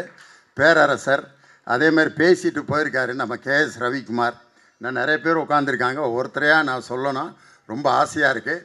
இருந்தாலும் ஒரு படத்தில் ஒவ்வொருத்தரும் பேர் போடும்போது கைத்தட்டுவாங்க. மக்கள் திலகம் எம்ஜிஆர்னு போட்டோன்னா கைத்தட்டுவாங்க, நடிகர் திலகம் சிவாஜி கணேசன் போட்டோன்னா கைத்தட்டுவாங்க. அது மாதிரி கதாநாயகனுடைய பெயர்களை போடும்போது கைதட்டிக்கிட்டு இருந்தது ஒரு சமுதாயம். ஒரு குறிப்பிட்ட ஸ்டேஜில் தான் கதை வசனம் அப்படின்னு போட்டோன்னா ஒருத்தருக்கு கைதட்டினாங்க. அதுதான் முத்தமிழறிஞர் டாக்டர் கலைஞர். வசனம் மு கருணாநிதின்னு போட்டோன்னா வசனத்துக்கு கைதட்டு வாங்கியவர் ஒருத்தர். அதே மாதிரி இசைஞானி இளையராஜா என்று இசையமைப்பாளர்களுக்கு கைதட்டு வாங்கிய ஒரே இசையமைப்பாளர் நம்மளுடைய இசைஞானி இளையராஜா தான். அவருடைய பாட்டோடு நம்ம வாழ்ந்திருக்கோம். அது நம்ம மக்கள் நாயகன் ராமராஜன் சாருக்கு அவர் போட்ட பாட்டுகள்லாம் அடே அப்பா, சொர்க்கமே என்றாலும் அது நம்மூரை போல வருமா, அது என் நாடு என்றாலும் அது நம் நாட்டு கீடாகுமா. இந்த பாட்டு எங்கள் ஊரில் ஒட்டஞ்சத்திரத்தில் ஒரு கிழவிக்கு பேர் இன்னைக்கும் ராமராஜன் கிழவி. அதுக்கு பேர் ராமராஜன். படத்தில் வில்லனான யாராவது நடித்தான்னா அந்த கிழவி குறவலை நடித்து கொன்னே விடும். அந்த படத்தில் வந்து வில்லனா ஒரு படத்தில் பொன்னம்பலம் நடிச்சிருப்பார். அந்த பொன்னம்பலம் ஏதோ ஒரு கல்யாணத்துக்கு வந்திருக்காரு. அந்த கிழவி இவனை நான் தீர்த்து கட்டாமல் விட மாட்டேன் அப்படின்னுச்சு. ஏன்னா ராமராஜனை என்ன அடித்தான் தெரியுமா அப்படின்னு. நல்ல வேளை அந்த கிழவியை விட்டுருந்தாங்கன்னா அடித்தே கொண்டிருக்கும் பொன்னம்பலத்தை. பாவம் தங்கமான மனுஷன். இது பொன்னம்பலத்து மேலே இருக்க வெறி இல்லை, ராமராஜன் மேலே வைத்திருந்த உண்மையான பற்று பாசம். அந்த கிழவிக்கு பேரே இன்னும் இருக்குது. அந்த கிழவி 92 வயசு, ராமராஜன் கிழவினே பேர். அப்படி சாதாரண மக்களிடம் தன்னுடைய இயல்பான நடிப்பால் எளிமையால் மக்களிடம் வாழ்ந்து கொண்டிருக்கக்கூடிய ஒரு அற்புதமான கலைஞன் என்னுடைய அருமை சகோதரர் ராமராஜன். அதில் பேங்க் லோனை பற்றி இந்த படத்தில் ஒரு காட்சி. ஏன்னா பேங்க் லோனு வந்து இப்போ நம்ம டைரக்டர் கதையே சொல்லிடாதீங்கன்றாரு. அந்த அளவுக்காக ஒரு இது இல்லாமல் 33 வருஷம் வாத்தியாராக இருந்திருப்பேன் நான். கொஸ்டினே நாங்கள் அவுட் பண்ண மாட்டோம். இப்போ போய் நாங்கள் கதையை சொல்லுவோமா? டைரக்டர் பாரு பயந்துட்டார், ஏதோ கதையை பூரா சொல்லி முடிச்சிட்டாருன்னா என்னடா பண்ணுறதுன்னு. பேங்க் லோனுங்கிறது ஒரு பெரிய பிரச்சனை. அந்த வீட்டில் பெரும்பாலும் பகலில் பூரா பாருங்கள், ஆம்பளையை வந்து சவுண்டு கொடுப்பேன், பொம்பளையை வந்து அமைதியாக இருப்பாங்க. ஏய் போடி அப்படிமா. சரிங்க ஆமாங்க வெட்டி வெட்டு வெட்டு அப்படிப்பாங்க. பகல் முழுதும் அடங்கியிருப்பாங்க. எப்போ தெரியுமா பொம்பளைகளுடைய டேன் வரும்? இந்த நைட்டு சாப்பிட்றதுக்கு உட்காருவாங்க பார்த்தீங்களா, அப்போ தான் சோத்தை போட்டு அந்த அம்மா போயிடுச்சுன்னா பேசாமல் சாப்பிட்டு எந்திரிச்சிருவான். சாப்பாட்டை போட்டு முன்னால் உட்காந்துச்சுன்னா தொலைஞ்சாவன், அன்னைக்கு ஏதோ மேட்ரு நடக்க போகுதுன்னு. உடனே அந்த அவரும் சொல்லுவான், எந்திரிச்சு போடி நான் சாப்பிட்டுக்கிறேன். இல்லை குழம்பு காட்டிங்கன்னா ஊற்றணும்ல, ரசம் கேட்டிங்கன்னா ஊற்றணும், உப்பு அது நான் எடுத்துக்கிறேன்டி. அவன் உட்கார்றத பார்த்தோன்னா ஏதோ பிரச்சனை நடக்க போகுதுன்னு சோத்தை போட்டு குழம்பை ஊற்றி ஒரு வாயை எடுத்து வைக்கிறான். வாய்க்கும் கைக்கு இடையில விட்றா டைலாக்கை. உடனே கட்டி நான் எண்ணத்தை கண்டேன் அப்படிங்கிறது. யோ ஏண்டி சாப்பிட்டுக்கிறேன்டி, நீயும் பக்கத்து வீட்டுக்காரன்னு ஒரே இடத்துல வேலை பார்க்குறீங்க. அவன் பாரு ஒரு புது வண்டியை வாங்கி அவன் பொண்டாட்டியை உட்கார வச்சுக்கிட்டு மல்லியை போச்சுட்டு துப்பு நம்ம வீட்டு பக்கமே ரவுண்ட் அடிக்கிறான். எனக்கு வகரெலாம் எரியுது. நீ என்னைக்கு அப்படி ஒரு பைக் வாங்குவ? நீலாம் ஒரு ஆம்பளை, உனக்கு ஒரு மீசை, உடனே மீசையில் கை வச்சோன்னா ஆம்பளை எப்பயுமே டென்ஷன் ஆயிடுவேன். அரை மணி நேரத்தில் உனக்கு பைக்கு நான் கொண்டு வரலன்னா பாருன்னு பேங்க்கில் லோனை போட்டு 15 வட்டிக்கு கடனை வாங்கி பைக்கை மாலையை கொண்டு வந்து நிப்பாட்டிட்டான். கொண்டு வந்துட்டேன் பைக்கு. கொண்டு வந்தது பெருசு இல்லை, அந்த பக்கத்து வீட்டுக்காரி பார்க்குற மாதிரி 5 ரவுண்டு அடிக்கிறேன். பட்டு புடவை கட்டிட்டு மல்லிகை போச்சுட்டு பின்னால் உட்காந்து பக்கத்து வீட்டுக்காரி பார்க்குற மாதிரி ரவுண்ட் அடிக்கிறான். பின்னால் உட்காந்துருக்கதை வச்சே கண்டுபிடிச்சிடலாம் ஒரு பொண்ணுக்கு கல்யாணம் ஆகி எத்தனை வருஷம் ஆகுதுன்னு. இறுக்க கட்டி பிடிச்சி தோளில் அப்படி படுத்துட்டு கிடக்குதுன்னா கல்யாணம் ஆகி இப்போ தான் 3 மாதம் ஆகுதுன்னு அர்த்தம். லேசாக அப்படி சட்டையை மட்டும் பிடிச்சிருக்குன்னா கல்யாணம் ஆகி 2 வருஷம் ஆச்சுன்னு அர்த்தம். இந்த பேண்ட்டில் இருக்க லூப்பில் விரலை மாட்டிகிட்டு உட்காந்துருக்குன்னா 5-6 வருஷத்துக்கு மேலே ஆயிடுச்சுன்னு அர்த்தம். பின்னாடி கம்பியை பிடிச்சிட்டு உட்காந்துருக்குன்னா 10 வருஷம் ஆச்சுன்னு அர்த்தம். கம்பியே பிடிக்காமல் உட்காந்துருக்குன்னா 20 வருஷம் ஆச்சுன்னு அர்த்தம். ஏன்னா விழுந்தா நம்ம 2 பேரும் சேர்ந்து சாகலாம், நீ மட்டும் விழுகலன்னு அர்த்தமான்ட்டு. அது மாதிரி பின்னால் உட்காந்து இடுப்பை பிடிச்சி ஓட்டு மாமான்ட்டு ஓட்டிக்கிட்டே போகிறான். 1ஆம் தேதியிலேருந்து 15ஆம் தேதி வரைக்கும் 80ல் போகிற வண்டி 20ஆம் தேதிக்கு பிறகு 40க்கு மேலே போகலை. ஓட்டு மாமா ஓட்டுறண்டி. ஆனால் அவனுக்கு ஆக்சிலேட்டரில் என்ன கேட்குதுன்னா 15 வட்டி கிளச்சை மாற்றுறான். 1ஆம் தேதி கட்டாட்டி பிடிங்கிட்டு போயிடுவாங்க 10,500 இஎம்ஐ கட்டணும். ஒரு லோனுனால ஒரு பைக்கில் லோன் வாங்கினவன் என்ன பாடுபடுவான். ஆனால் இன்னைக்கு ஒரு கடன்பட்டார் நெஞ்சம் போல் கலங்கினான் இலங்கை வேந்தன்னு கம்பன் சொன்ன மாதிரி ஒரு கடனால் பாதிக்கப்பட்ட இந்த சமுதாயத்தை அப்படியே படம் பிடித்து காட்டியிருக்கிறார் இயக்குனர் ராகேஷ். அதை ரொம்ப வித்தியாசமாக கொடுத்துருக்காரு. அந்த கதையை நீங்கள் பார்க்கும்போது அவ்வளோ விறுவிறுப்பாக நீங்கள் பார்ப்பீங்க. இந்த இசைஞானி இளையராஜாவோட இசையமைப்பு, அவருடைய இசைங்கிறது எவ்வளோ ஒரு மக்களிடம் பெரிய வரவேற்பை பெற்றதுங்கிறதுக்கு வேறு உதாரணமே தேவையில்லை. 30 வருஷம் கழித்து இன்னைக்கு ஒரு பாட்டு ஹிட் ஆகிருக்கு பாருங்க. இது மனித உணர்ந்து கொள்ள, இது மனித காதல் அல்ல அல்ல அல்ல அல்ல அல்ல, அதையும் தாண்டி புனிதமானது புனிதமானது புனிதமானது. உண்டான காயமின்றி உன்னாலே மாறி போன மாயம் என்ன பொன்வானே செந்தேனே. அங்கே பாரு, 4 வயசு குழந்தை. இந்த பாட்டு இப்போ அந்த குழந்தைக்கு பாதிப்பை ஏற்படுத்தியிருக்குன்னா இந்த மஞ்சுமல் பாய்ஸுங்கிற அந்த படத்தில் 30 ஆண்டுகள் கழித்து இசைஞானி இளையராஜா அந்த படத்தில் ஒரு பாடலில் வாழ்ந்து கொண்டிருக்கிறார்னா அந்த இசையமைப்பில் இன்னைக்கு உருவாகியிருக்கிறது சாமானியன். சாமானியன்னா சாதாரண மனுஷன். சாமானிய மக்களுக்கு நீங்கள் என்ன செய்தீர்கள் அப்படிமா. சாமானிய மக்கள்னா ஏழைகள், சாதாரணவர். ஒரு படம் எடுத்தால் டில்லி மாப்பிள்ளை, கோடீஸ்வரன் அப்படிலாம் படம் எடுக்கிற நேரத்தில் இன்னைக்கு சாமானியன்னு ஒரு ஏழை மக்களை தலைப்பாக வச்சு இன்னைக்கு படம் எடுத்திருக்காங்கன்னா இது அனைத்து சாமானிய மக்களையும் போய் சேரும் அப்படிங்கிற நம்பிக்கை எனக்கு இருக்குது. நம்ம மக்கள் நாயகன் ராமராஜன் சாருக்கு நான் கொடுக்கின்ற வாழ்த்து என்னன்னா, அவருடைய முதல் படம் கரகாட்டக்காரன், 2வது அதுக்கப்புறம் மிகப்பெரிய வெற்றி. இது முதல் படம் எங்கள் ஊர் பாட்டுக்காரன், அதுக்கப்புறம் வெற்றி படம் கரகாட்டக்காரன். இந்த எங்கள் ஊர் பாட்டுக்காரன், கரகாட்டக்காரன், இதற்கு அடுத்து இதைவிட பெரிய வெற்றி பெறப்போவது சாமானியன். எங்கள் ஊர் பாட்டுக்காரன், கரகாட்டக்காரன், சாமானியன் 3 ஒரே எழுத்தில் முடியுது. அதனால் அதே போல் வெற்றியும் இந்த படங்கள் வெற்றி அடையணும்னு அன்போடு நான் கேட்டுக்கொண்டு, எங்களுடைய மக்கள் நாயகன் மீண்டும் திரையுலகிற்கு வந்திருக்கிறார். அவரை பலத்த கரவொலி எழுப்பி வரவேற்று இன்னைக்கு இந்த கமலா தியேட்டர் எப்படி அரங்கு நிறைந்து எல்லோருடைய வரவேற்பையும் பெற்றிருக்கிறதோ அதே போல் சாமானியன் படத்தினுடைய ஒவ்வொரு காட்சியிலும் இதுபோல் அரங்கு நிறைந்த காட்சிகளாக அது மிகப்பெரிய வெற்றி அடைந்து மக்கள் நாயகனை மீண்டும் மீண்டும் பல வெற்றி படங்களை தருவதற்கு மதியழகன், ராகேஷ் போன்ற அவர்கள் அந்த டீமை நான் உண்மையிலே மனதார வாழ்த்துகிறேன். மேடையில் உட்கார்ந்துருக்கவங்க எல்லாருடைய பெயரையும் நான் சொல்லவில்லை என்பதை மனதில் பொருட்படுத்தாமல், ஏன்னா 9 மணிக்கு இந்த தியேட்டரை கொடுக்கணுமா, நம்ம மக்கள் நாயகன் ராமராஜனுடைய அந்த படம் எப்படி இருக்கும்னா மதுரை கோனார் மெஸ் மாதிரி. அந்த கோனார் மெஸ் அவருக்கு ரொம்ப பிடிக்கும். முதல்ல நான் அங்கே தான் அவரை சந்தித்தேன். நல்லா சாப்பிட்டுக்கிட்டு இருந்தார் மக்களோடு உட்காந்து. பக்கத்தில் போய் நான் உட்காந்தேன். நான் தான் லியோனி அப்படின்னா யார் அப்படின்னாரு. அப்புறம் பட்டிமன்றத்தில் நான் என் குரலை கேட்டோன்னா பட்டிமன்றம் லியோனி சார் அப்படின்ட்டு அந்த மட்டன் கறி தோசை சாப்பிட்டுட்டு இருந்தார். அதை விட்டுட்டு இப்படி எந்திரிச்சு எனக்கு வணக்கம் சொன்னார் பாருங்க. இவ்வளோ பெரிய நடிகர் ஒரு சாதாரண வாத்தியாருக்கு எந்திரிச்சு வணக்கம் சொல்கிறாரு. இவர் மிகப்பெரிய ஒரு மனிதராக இருப்பார்ன்ட்டு அன்னைக்கு என் மனதில் இடம்பெற்ற அந்த மனிதர் இன்று வரை அதே உயரத்தில் தான். இன்றும் என்னுடைய இதயத்தில் மட்டுமல்ல, கோடான கோடி தமிழ் நெஞ்சங்களில் அவருடைய மக்கள் நாயகன் என்ற பெயரில் அவர் மென்மேலும் பல வெற்றி படங்களை கொடுத்து மக்களிடம் இதே வரவேற்போடு அவர் இருக்க வேண்டும்.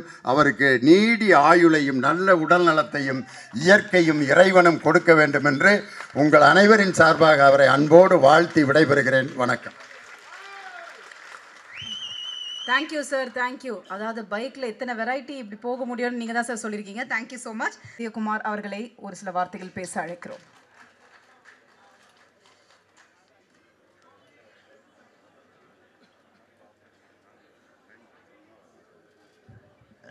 அனைவருக்கும் வணக்கம். அதாவது நான் இந்த 2-3 ஆண்டுகளாக நிறைய திரைப்பட பாடல் வெளியீட்டு விழாவுக்கும் ட்ரெய்லர் வெளியீட்டு விழாவுக்கும் சென்று கொண்டிருக்கிறேன். அதில் இப்படி ஒரு அரங்கு நிறைந்த ஒரு விழாவை நான் ரொம்ப நாள் கழித்து இன்றைக்கி தான் பார்க்குறேன். அப்புறம் 11 வருஷம் கேப்போ 15 வருஷம் கேப்போ, இந்த கேப்பை பற்றியெல்லாம் கவலை இல்லை. மக்கள் நாயகன் நடித்தால் அது கேப் இல்லாமல் சீட்டு ஃபில்லப் ஆகுன்றதுக்கு உதாரணம் இதுதான். எந்த தியேட்டராக இருந்தாலும் சரி. ராமராஜன் சார் வந்து ஒரு அற்புதமான கலைஞர். அதாவது பார்த்திங்கன்னா புரட்சித் தலைவர் எம்ஜிஆர் வந்து அவர் ஒரு ஸ்டைல் ஆஃப் ஆக்டிங்கு, எம்ஜிஆர் வந்து ஒரு ஸ்டைல் ஆஃப் ஆக்டிங், அவர் ஸ்டைலைஸ்ட் ஆக்டிங்கு. அந்த 2 பேரையும் ஃபாலோ பண்ணது 2 பேர், கமல் சார், ரஜினி சார். அவங்க 2 பேரும், Rajini sir stylist actor, Kamal sir இயல்பான ஆக்டரு. ஆனால் இது எல்லாத்தையும் தூக்கி சாப்பிட்ற மாதிரி ஒரு ஆக்டர் யாருன்னா அது ராமராஜன் சார் தான். ஏன்னா அவர் தான் எப்படி தன் மனம் இதயம் எப்படி இருக்கிறதோ அதே மாதிரி அவர் முகத்தோற்றத்தோட பாவனையோட இயல்பான ஒரு நடிகர், யதார்த்தமான ஒரு நடிகர். உலகத்தில் நடிப்புக்கு நிறைய பேர் இருக்குது. ஸ்டைலைஸ்ட் ஆக்டிங், மாடர்ன் ஆக்டிங், அதே மாதிரி ரியலிஸ்டிக் ஆக்டிங், இப்படியெல்லாம் சொல்லுவாங்க. ஆனால் அதில் யதார்த்தமான ஆக்டிங்னு ஒன்று இல்லை. அது இருந்தால் அது ராமராஜன் சாரால் மட்டும்தான் செய்யும். ஆனால் அவர் மனசு அதே மாதிரி தான். நான்லாம் வந்து மிக ரொம்ப எனக்கு ஒரு பெரிய வருத்தம் ஒன்று உண்டு. ராமராஜன் அவர்களை எல்லாம் என்னால் இயக்க முடியாமல் போய்விட்டதே, அது ஒரு கேப்பு. ஆனால் எனக்கு 2வது படம், நான் என்னுடைய முதல் படம் 1988 ரிலீஸ் ஆச்சு. அது மிகப்பெரிய வெற்றி எடுத்தது. நான் ஆர்.எம். வீரப்பன் சார் அவர்களுக்கு சிவாஜி கணேசனையும் சத்யராஜ் சாரையும் வைத்து ஒரு படம் இயக்கிட்டுருக்கேன். அப்போ எனக்கு ஒரு ஆசை, நம்ம நண்பர்கள் எல்லாம் சேர்த்து என்னை டிஸ்ட்ரிபியூஷனில் இழுத்து விட்டாங்க. டிஸ்ட்ரிபியூஷனில் நான் வாங்கின முதல் படமே என்னென்னா, எல்லாம் மிரண்டுறாதீங்க, ரஜினி சாரோட படம். அதுக்கு நான் டிஸ்ட்ரிபியூட்டர் சவுத் பாண்டிக்கு. என்ன படம்னா தர்மத்தின் தலைவன். அது வந்து நம்ம தேவர் ஃபிலிம்ஸோட படம். அது பெரிய பிரச்சனைகள் வந்து அது அப்படியே கொஞ்சம் ரிலீஸ் தள்ளி எல்லாம் போயிடுச்சு. கிட்டத்தட்ட பெரும் தொகையை நான் சம்பாதிக்கவே ஆரம்பிக்கலை, அதுக்குள்ளே கடனை வாங்கிட்டு பெருந்தொகையை இன்வெஸ்ட் பண்ண வச்சுட்டானுங்க நம்ம ஃப்ரெண்ட்ஸுங்க. படம் ரிலீஸ் தள்ளி போயிட்டே இருக்குது. எனக்கு ராமநாராயணன் சார் தான் வந்து அந்த படங்கள் எல்லாம் வந்து அவர்கிட்ட இருந்து தான் வாங்கினோம். அவர் வந்து உதயகுமார் இது ரொம்ப லேட் ஆகுது, நான் இன்னொரு படம் தர்றேன், வெறும் 2 லட்ச ரூபா தான், நீங்கள் 9 லட்ச ரூபா கொடுத்துட்டீங்க, 7 லட்ச ரூபா நான் உங்களுக்கு கொடுத்துட்றேன், இப்போ வாங்கிக்கோங்க, அந்த 2 லட்ச ரூபாய்க்கு நான் உங்களுக்கு ஒரு படம் தரேன், அதை ரிலீஸ் பண்ணுங்கள், நல்ல படம் நல்லா ஓடுன்னு. என்ன படம் சார்னு கேட்டேன். இந்த ராமராஜன் சார் நடித்த படம் அப்படின்னு. ரஜினி சார் படத்தை நம்ம டிஸ்ட்ரிபியூஷனுக்கு அட்வான்ஸ் பண்ணிவிட்டு ராமராஜன் சார் படத்தை நம்ம ரிலீஸ் பண்ணுறதா அப்படின்னு நான் ஒரு நிமிஷம் யோசனை பண்ணேன். இல்லை சார், அவங்க எதுவும் தப்பாக நினைப்பாங்க, தேவர் ஃபிலிம்ஸ்காரங்களுக்கு நம்ம அட்வான்ஸ் கொடுத்துட்டு அவ்வளோ பெரிய நிறுவனத்துக்கிட்ட நான் படம் வாங்கலேன்னு சொன்னால் அவங்க மனசு புண்படுவாங்களே, நான் என்ன பண்ணுறது, அதையும் இதையும் சேர்த்து வாங்கிட்டுமா சார்னு. இதுக்கே நீ இன்னும் வந்து 7 ரூபா என்னவோ பேலன்ஸ் கொடுக்க வேண்டியிருக்கு, அதை எப்படி நீங்கள் பண்ண முடியும்? அங்கே மிஸ் பண்ணேன் அந்த கரகாட்டக்காரன். 1 கோடி ரூபா கலெக்ட் பண்ணிச்சப்போ அந்த சவுத் பாயிண்ட். இன்னொரு உண்மையை சொல்கிறேன், ரஜினி சார் படத்தில் எனக்கு 4.5 கோடி ரூபா லாஸ். பாருங்க, அப்படின்னா ஹூ இஸ் மிஸ்டர் ராமராஜன்? அதாவது இது வந்து தப்பாக ரைட்டான்றதல்ல, சினிமா சாமானியனையும் பெரிய ஆளாக்கிடும், பெரிய ஆளையும் சாமானியன் ஆக்கிடும். இப்போ ரெண்டுமே அவர் தான். இப்போ இவர் சாமானியனாக தெரியறாரு, இந்த படம் ரிலீஸ் ஆன உடனே எஜமான ஆகிடுவார்.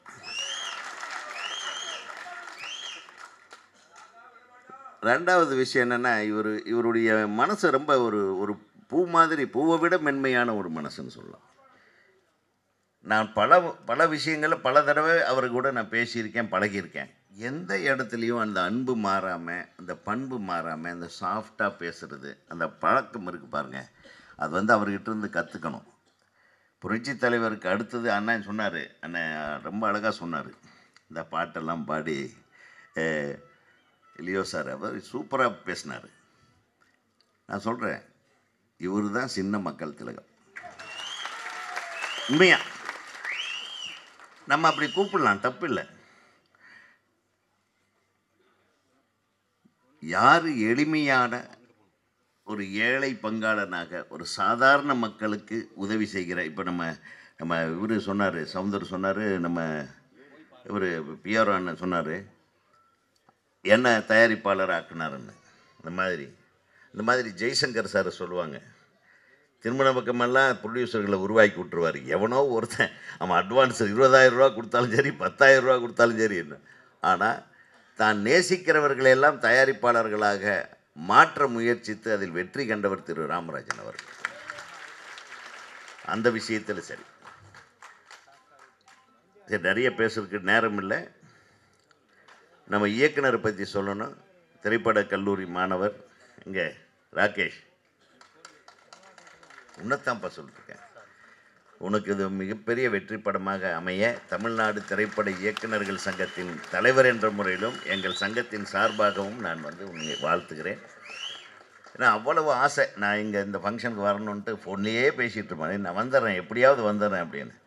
அப்புறம் ராமராஜன் சாரை கூப்பிட்டார், அண்ணா நீங்கள் விடுங்க, நாங்கள் நம்ம ஃபங்க்ஷன் அது, நம்ம வந்துடுறோம் அப்படின்னு. எல்லாரும் உங்களை பற்றி பேசினாங்க. அதாவது இந்த படத்தில் நடித்த நடிகர்கள் நடிகைகள் எல்லாருமே மிக அற்புதமான டைரக்டர்னு சொல்லி ரொம்ப சந்தோஷம். ஏன்னா எனக்கு பர்சனலாக ஒரு சந்தோஷம்னா, எங்கள் இன்ஸ்டியூட்டு டைரக்டர்களை பற்றி புகழ்ந்தால் எனக்கு ரொம்ப ரொம்ப சந்தோஷமாக இருக்கும். ஏன்னா நம்ம குழந்தைகளை நம்ம பாராட்டு, அண்ணனுக்கு எப்படி வந்து அண்ணனுடைய சன்னை இன்ட்ரடியூஸ் பண்ணது எவ்வளோ ஒரு மனசுக்கு ஒரு நெகிழ்வான விஷயம். அதே மாதிரி அந்த நிகழ்ச்சி எனக்கு ராகேஷ் அவர்களால் எனக்கு இந்த மேடையில் கிடைத்திருக்கிறது என்பது மிக மகிழ்ச்சியான விஷயம். அது மட்டும் இல்லை, ஹீரோயின் நல்ல தமிழில் பேசுனீங்க,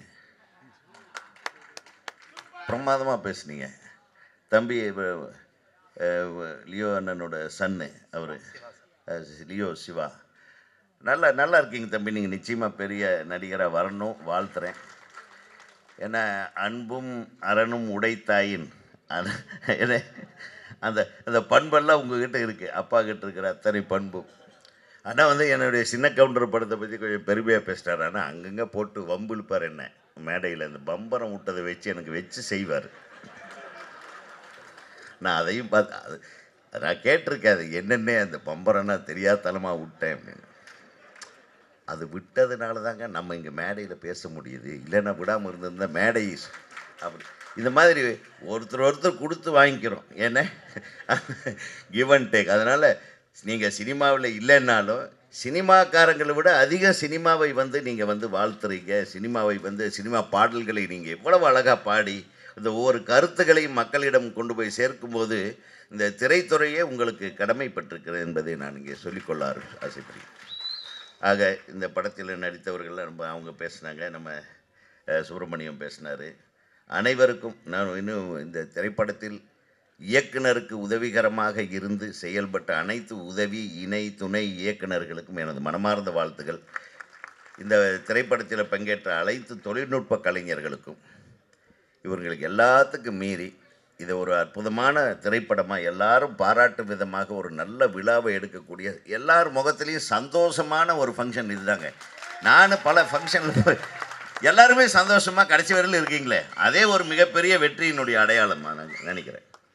ஸோ இந்த சந்தோஷத்துக்கெல்லாம் முக்கிய காரணமான ஒரு ஆள் இருக்கிறார், அவர் தான் மதி அழகன்.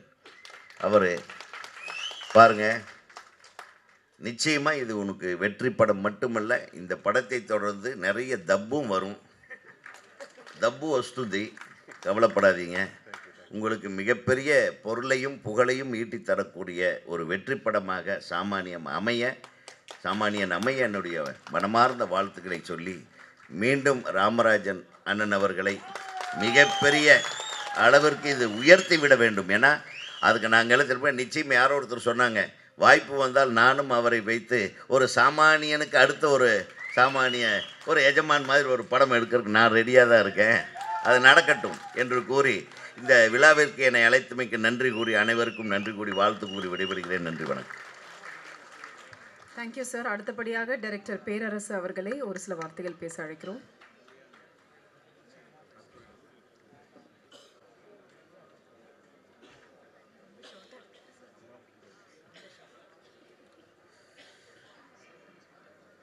அனைவருக்கும் வணக்கம். மணி 9 மணி ஆக போகுது. 2 வாரத்தில் முடிக்க சொன்னாங்க. 2 வாரத்தில் முடிக்கும்னா ராமராஜன் வாழ்க. அவ்வளோதான் முடிக்கும்.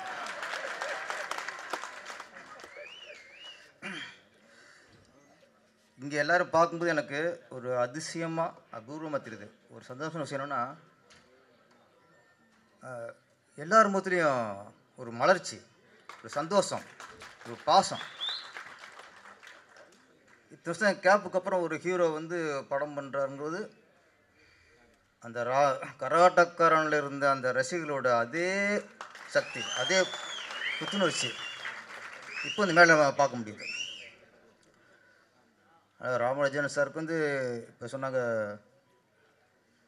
ஏன்னா பேர்லேயே இப்போ ராமர் இருக்கனால இடையில ஒரு வனவாசம் முடிஞ்சதுக்கப்புறம் பட்டாபிஷேகம் தான்.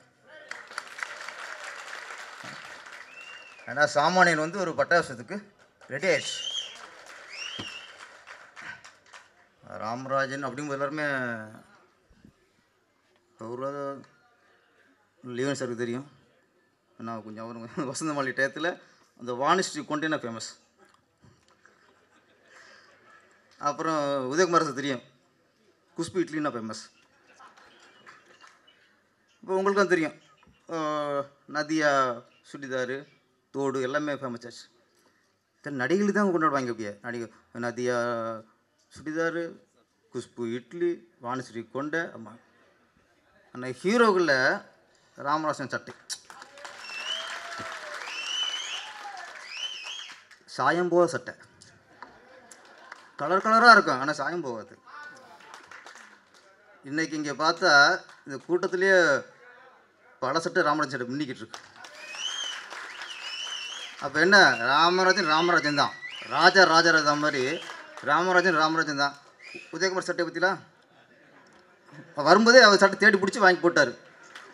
ஆமாம், ராமராஜ் சார் மாறுவார் தவிர நாங்களாம் மாற மாதிரி இல்லைண்ணே. ஆமாம், ராமராஜன் சாருக்கும் எனக்கும் சில ஒற்றுமைகள். என்னோட குருநாதர் ராமநாராயண சார் தான் அவருடைய குருநாதரும். என்னுடைய தாய் வீடு ஸ்ரீ தேனடார் பிலிம்ஸ், அதுதான் அவருடைய தாய் வீடு. இன்னொரு ஒற்றுமை, எப்படி ஊர் அவருக்கு ராசியோ அவன் எனக்கும் ஊர் ராசி. நம்ம ஊர் நல்ல ஊர், எங்கள் ஊர் பாட்டுக்காரன், ஊர் விட்டு ஊர் வந்து எங்கள் ஊர் ராசா, எங்கள் ஊர் நாயகன். ஊர் நல்ல ஹிட்டு தான். அதே மாதிரி நம்மளும் திருப்பாச்சி, சிவகாசி, திருப்பதி, பழனி, அண்ணாமலை, திருவண்ணாமலை ரொம்ப ஒற்றுமை இருக்குது. அவருக்கும் ஊர்னா ராசி, எனக்கும் ஊர்னா ராசி. நம்ம லியோனி சாருக்கும் கொஞ்சம் ராசி.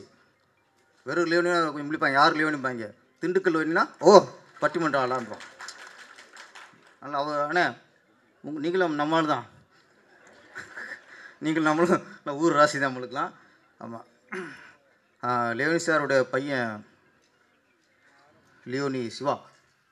ஆமாம், அவர் ஒரு மணி நாள் லியோனி சார் எப்போவுமே பாருங்கள், அவர் அரசியல்வாதி, ஆனால் தான் வாரிசை வந்து சினிமாவில் வாரிசை உருவாக்கிட்டார். அரசியல் உருவாக்கல. கொஞ்சம் அவங்க அரசியல்வாதி வருமான அரசியல்வாதி நினைக்கிறேன். சினிமாவில் பெரிய ஆள் வரணும், நீங்கள் பெரிய ஹீரோவாக வரணும். உங்கள் அப்பா எடுத்த பேரோட பல மடங்கு எடுத்துங்க. நீங்கள் நல்ல இளைய சார் வரல, வந்திருந்தாருன்னா லியோன் சார் அடுத்த பாடம் வச்சுருப்பார். நல்லா பாடுறாரு. ஒரு பாட்டு அந்த டெம்போ குறையாமல் நல்லா பாடிக்கிறீங்கண்ணா, வாழ்த்துக்கள். ராமராஜர் பார்த்து சொன்னால் ஒரு முக்கியமான விஷயம் அப்படின்னா சிறப்பு இருக்குல்ல, இந்த சிறப்பு எப்படின்னா அவர் வெற்றி அடைஞ்சதுக்கப்புறம் பெரிய பெரிய கம்பெனிகள் நம்பர் 1 டைரக்டருக்கெலாம் அவர் கால் ஷீட்டுக்காக கியூ நின்னாங்க. அதில் மட்டும் தெளிவாக இருந்தார். பெரிய கம்பெனியா? நோ. பெரிய டைரக்டரா? நீ யாரை வச்சும் படம் பண்ணிடு, வெளியில் கூட கொடுத்துக்கோ. நோ. சின்ன ஆளுங்க தான் ப்ரொடியூசர். தான் கூட ஒர்க் பண்ண பல உதவி இயக்குனர் ஆக்கியிருக்காரு. எங்கெங்கே உதவி இயக்குனர், சின்ன உதவி இயக்குனர் பூரா டைரக்டர் ஆக்கியிருக்காரு. சின்ன ஆளுகளை டைரக்டர் ஆக்குவார், சின்ன ஆளுகளை ப்ரொடியூசர் ஆக்குவார். தன்னுடைய மேனேஜர் எனக்கு தெரிஞ்சு ஜெனடா ஃபிலிம்ஸில் துரை, கருமாரி கந்தசாமி அவங்கள மேனேஜராக இருந்தவங்க, அவங்கள ப்ரொடியூசராக, அதான் அவங்க தான் கர்நாடகரன் ப்ரொடியூசர். அவங்கள நினச்சிட்டு பார்த்துக்க மாட்டாங்க. அப்படி ஒரு மனசு. ராமராஜன் சார் சொல்ல போனால் இப்போல்லாம் ஒரு 2 படம் ஹிட்டு கொடுத்துட்டாலே புது கம்பெனிக்கெலாம் கொடுக்க மாட்டேங்கிறாங்க. இப்போ புது கம்பெனிகளில் தமிழ் பிடிச்சிருக்க படம் கொடுக்குறதில்ல. இப்போ அப்படியே ஃபாரின் ஆளுக்கு தான் லம்பாக கொடுக்கணும், அப்படி போயிடுறாங்க. ஆனால் ராமராஜன் தெளிவாக இருந்தால் அந்த மாதிரி ஹீரோ இங்கே தொடர்ந்து விட்டு கொடுத்தா தமிழ் திரையுலகம் வளம் பெறும். சுருக்கம் சொன்னால் ராமராஜன் சார் ஓடுற குதிரையில் ஏறவர் அல்ல, பல குதிரைகளை ஓட வச்சவர்.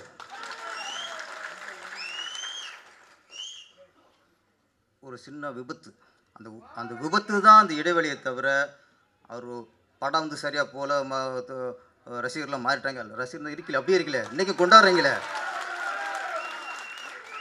அந்த விபத்தில் இன்னைக்கு மீண்டும் நம்ம கூட உட்காந்து இன்றைக்கும் ஆரோக்கியம் வந்திருக்காருன்னா அதற்கு காரணம் அவர் மனசும் நீங்கள் தான். உங்கள் அன்பு, உங்களுடைய பாசம், உங்கள் நேசம், அதுதான் இன்றைக்கி அவரை மீண்டும் கொண்டாந்து உட்கார வச்சுருக்கு. சத்யாவன் சாவித்திரி கதையெல்லாம் தெரிஞ்சிருக்கும். சத்யாவன் உயிர் போயிடுச்சு. சாவித்திரி எவனோட போராடி தான் புருஷனோட உயிரை மீட்டு கொண்டு வந்தா. அங்கே கற்பு சிறப்பாக இருந்துச்சு, மீட்டு கொண்டு வந்தா. இங்கே ராமராஜர் அந்த விபத்தில் தப்பிச்சு இன்றைக்கி அவன் கூட இருக்காருன்னா ரசிகர்களோட நேசம்தான். வெற்றி பெற்றுக்கிட்டே இருக்கிறது அது வெற்றி சொல்லிட முடியாது.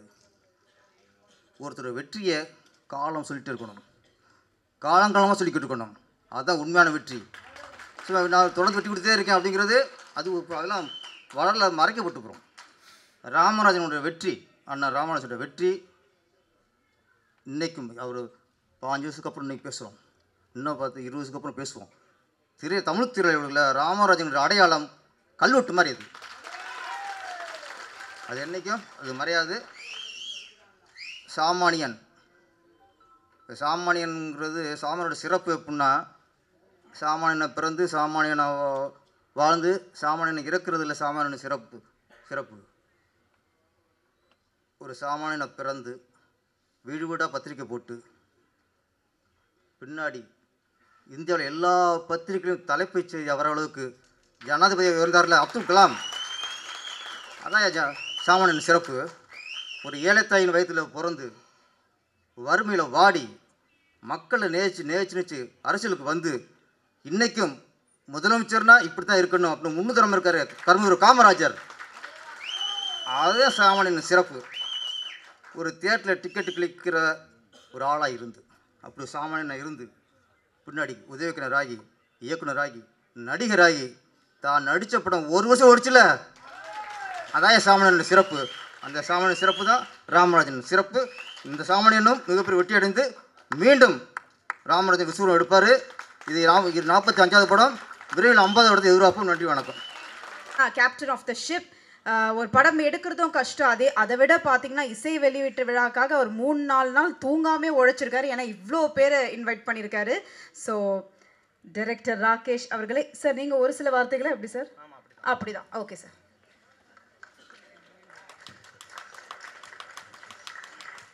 சாமானியன் அந்த இசை வெளியீட்டு விழாவிற்கு வருகை தந்திருக்கும் பத்திரிகை, தொலைக்காட்சி, அனைத்து திரையுலக பிரபலங்கள், தமிழ்நாடு திரைப்பட இயக்குனர் சங்க தலைவர், தயாரிப்பாளர் சங்க தலைவர், பெருமதிப்பிற்கும் அன்பிற்குரிய லியோனி சார், ஆகச்சிறந்த கலைஞர் MS Bhaskar sir, Leo Siva, Gajaraj sir வந்திருக்காங்க. நேரம் போயிட்டுருக்கனால கஜராஜ் சாரும் அருள்மணி சார் இன்னும் பேசலை, சாரி சார்.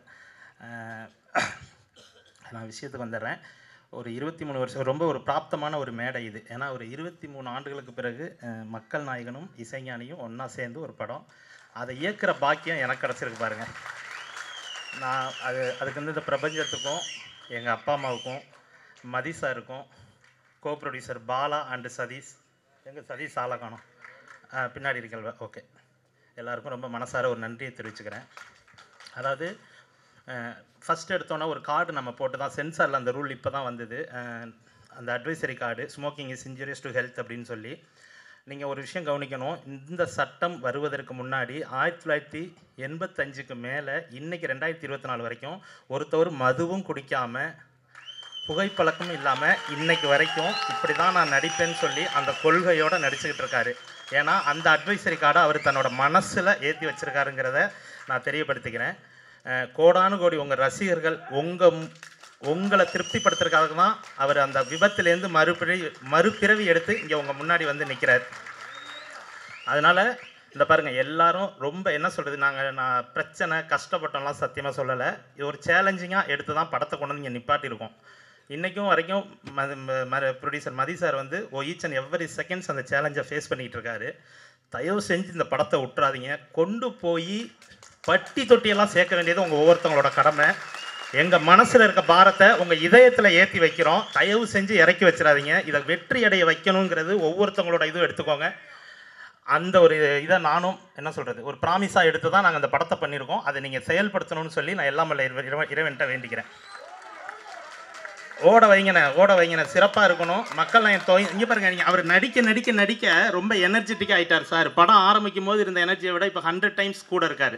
ஸோ என்னென்னா அந்த கேமரா ஓட அவர் ஹார்ட் பீட்லேருந்து எல்லாமே வந்து நேற்று நைட்டு பிரிண்ட் செக் பண்ணோம். பிரிண்ட் செக் பண்ணும்போது பார்த்தீங்கன்னா நாங்கள் பார்த்துட்டு 2 ஷாட் வந்து டிஐயில் கலர் அப்டேட் ஆகலை, அதை கொஞ்சம் கரெக்ஷனாக அருள்கிட்ட போயிட்டு இருந்தது.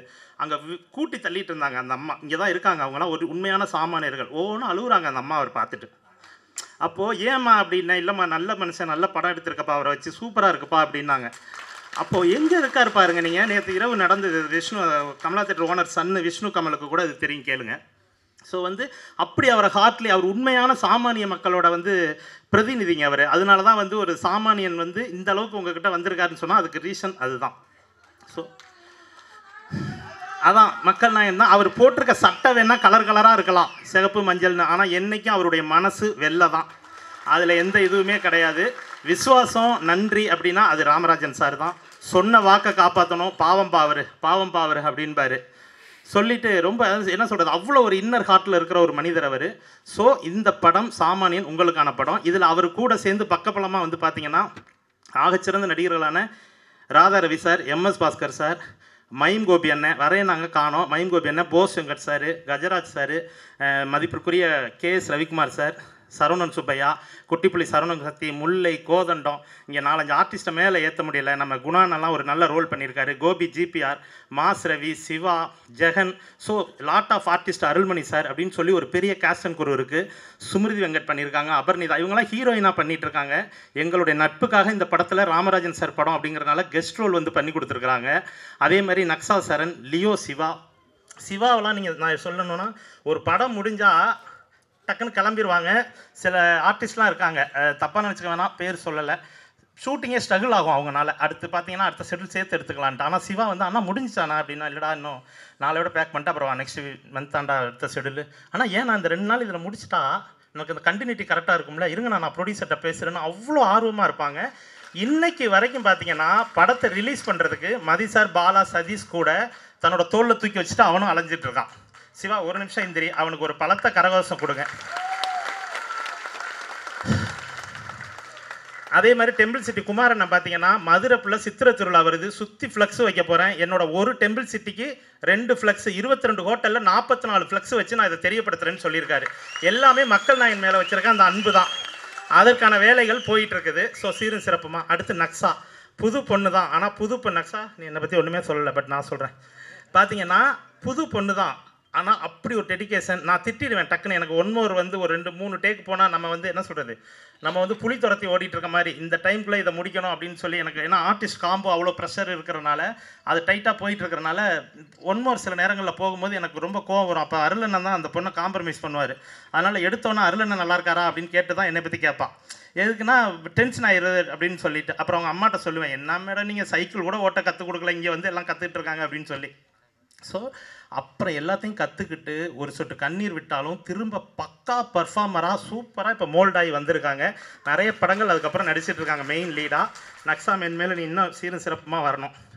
கஜராஜ் சார் எனக்கு அவ்வளோ சப்போர்ட்டாக வந்து, சார் இந்த கேரக்டர் இப்படி பண்ணிக்கலாம் அப்படி பண்ணிக்கலாம், இதை நான் இப்படி பேசுகிறேன் அப்படி பேசுகிறேன்னுவாங்க. ஸோ வந்து இயக்குனர் கார்த்திக் சுப்ராஜோட அப்பான்னு உங்கள் எல்லாருக்குமே தெரியும். ஸோ அவர் ஒரு நாள் கூட அந்த மாதிரி எந்த ஒரு இதையுமே அவர் தலையில் ஏற்றி வச்சுக்கிட்டதில்லை. படம் என்ன போகுது, டப்பிங் எப்போ முடியுது, இது என்ன ஏதுன்னு சொல்லி அவ்வளோ கிறிஸ்டல் கிளியராக அவ்வளோ பாசமாகவும் படத்தை பற்றி விசாரிச்சுக்கிட்டு சீக்கிரம் வந்துடும் சார் கவலைப்படாதீங்க அப்படின்னு சொல்லி எல்லாமே இது பண்ணிகிட்டே இருப்பாங்க. அதே மாதிரி அருள்மணி எங்களுக்காக ஒரு சின்ன கெஸ்ட் ரோல் பண்ணுறவர். அந்த கெஸ்ட் ரோலை வந்து நீங்கள் மக்கள் நாயகன் மனசை பார்த்துக்குங்க. அந்த கெஸ்ட் ரோலை மதி சார் பண்ண வேண்டியது இல்லைங்க. ஒரு ப்ரொடியூசருங்கிறது செத்து போகக்கூடாதுங்க, நல்லா வாழணும், அதுக்கு வேறு ஆர்டிஸ்ட்டை போடுங்க, மதி சார் பண்ணக்கூடாது அப்படின்னாரு மக்கள் நாயகன். ஏன்னா அவர் மனசு த்ரோட்டாக கொடுங்க, ஒரு படம் நல்லா ஃபுல்லாக கொடுங்க, அவர் நல்லா இருக்கிற மாதிரி கொடுங்க, இறந்து போகிற மாதிரி அவரே கோட்டாலும் நான் ஒத்துக்க மாட்டேன், அவர் மனசுங்க. அது மதி சாருக்கு புரிஞ்சிச்சு. பாருங்கள் சார் ஒரு ப்ரொடியூசரை எப்படி நேசிக்கிறார் பாருங்க அப்படின்னோடனே அதையும் அக்செப்ட் பண்ணிக்கிட்டு அந்த கேரக்டரில் அருள்மணி சார் பண்ணாங்க. ஸோ அவருக்கு ஒரு வாழ்த்துக்கள். அப்புறம் ஷூட்டிங் மதுரையில் நடந்துக்கிட்டு இருக்கும்போது லியோனி சார் வந்தாங்க. வந்து ஷூட்டிங்கை பார்த்துட்டு புள்ள என்ன பண்ணுறான்னு பார்க்கலான்னு. திடீர்னு பார்த்தா திடீர்னு ஒரே பரபரப்பு. இந்த பக்கம் கன் ஷூட் எடுத்துகிட்டு இருக்கேன், பின்னாடி ஓடுறானுங்க எல்லாம். என்னன்னு பார்த்தா லியோனி சார் வராங்க அப்படின்னு சொல்லிட்டு ரிசீவ் பண்ண கூப்பிட்டு வந்தாங்க. நல்ல தம்பி எப்படிப்பா நடிக்கிறான் பையன் அப்படின்னாங்க. சார் வாங்க சார் நல்லா இருக்கீங்களா. அவன் நடிக்காமல் பண்ணிகிட்டு இருக்கான் சார், அதனால நல்லா இருக்குது, நீங்கள் போய் அவன்கிட்ட நடிப்பை பற்றி பேச வேண்டாம் அப்படின்னு. ஏன்னா சிவாவை நான் பார்த்த ஃபஸ்ட்டு டே ஒன்னே சொல்லிட்டேன், சிவா நீ சிம்பிளாக பண்ணியிருக்கடா, இதே மாதிரி கண்டினியூ பண்ணி, இதுதான் மூடு, இந்த மூடுலேயே போனால் தான். ஏன்னா அவன் கேரக்டரைசேஷனோட கிளைமாக்ஸ் அந்த மாதிரி, அதனால் எங்கேயுமே நீ எகிரக்கூடாது, அந்த மீட்ரு லெவல்லே இருக்கணும்னு சொன்னேன். அதை கரெக்டாக சஸ்டெயின் பண்ணியிருக்கான். அதே மாதிரி super good Subramaniam sir, Shyam மறந்துட்டேன், சிந்து மேடம், வினோதினி மேடம் சொல்லுவாங்க, சார் இவ்வளோ தூரம் ஷாக் கொடுக்குவா இல்லை இன்னும் கொஞ்சம் அதிகமாக கொடுப்பா, எதுக்கு மேடம் அப்படின்னா, இல்லை சார் இது வந்து இல்லைங்க, உங்கள் புருஷனை கன் பாயிண்ட் வச்சிருக்கும் போது இவ்வளோ கொடுங்க, உங்கள் மகளுக்கு இவ்வளோ கொடுங்க அப்படின்னோடனே அந்த கண்ணீர் இருக்குல்ல, அழுவ போகிறாங்கன்னு பார்த்தா கிளிஸ்டரினோட லெவல் மாறும். சரி சார் இது கொஞ்சம் அதிகமாக வச்சுக்கிறேன் அப்படின்ட்டு. ஸோ வந்து அந்த மாதிரி இது ஆகச்சிறந்த கலைஞர் MS பாஸ்கர் சாரை பற்றி நான் கண்டிப்பாக பேசணும். பார்த்தா தம்பி இப்போ நான் இந்த தொட்டி இருக்குல்லடா, ஆமாம் இந்த தொட்டிக்குள்ளே நான் தொட்டிக்கு மேலே சிவாவும் நக்ஸா உட்காந்துருக்க ஷாட்டு பின்னாடி இருந்து பார்க்குற மாதிரி எனக்கு கம்போஸ் பண்ணாலே பிடிக்கல. அது என்னென்னா ஒரு மாதிரி கிளிஷேவாக இருக்குது அந்த ஷாட்டு.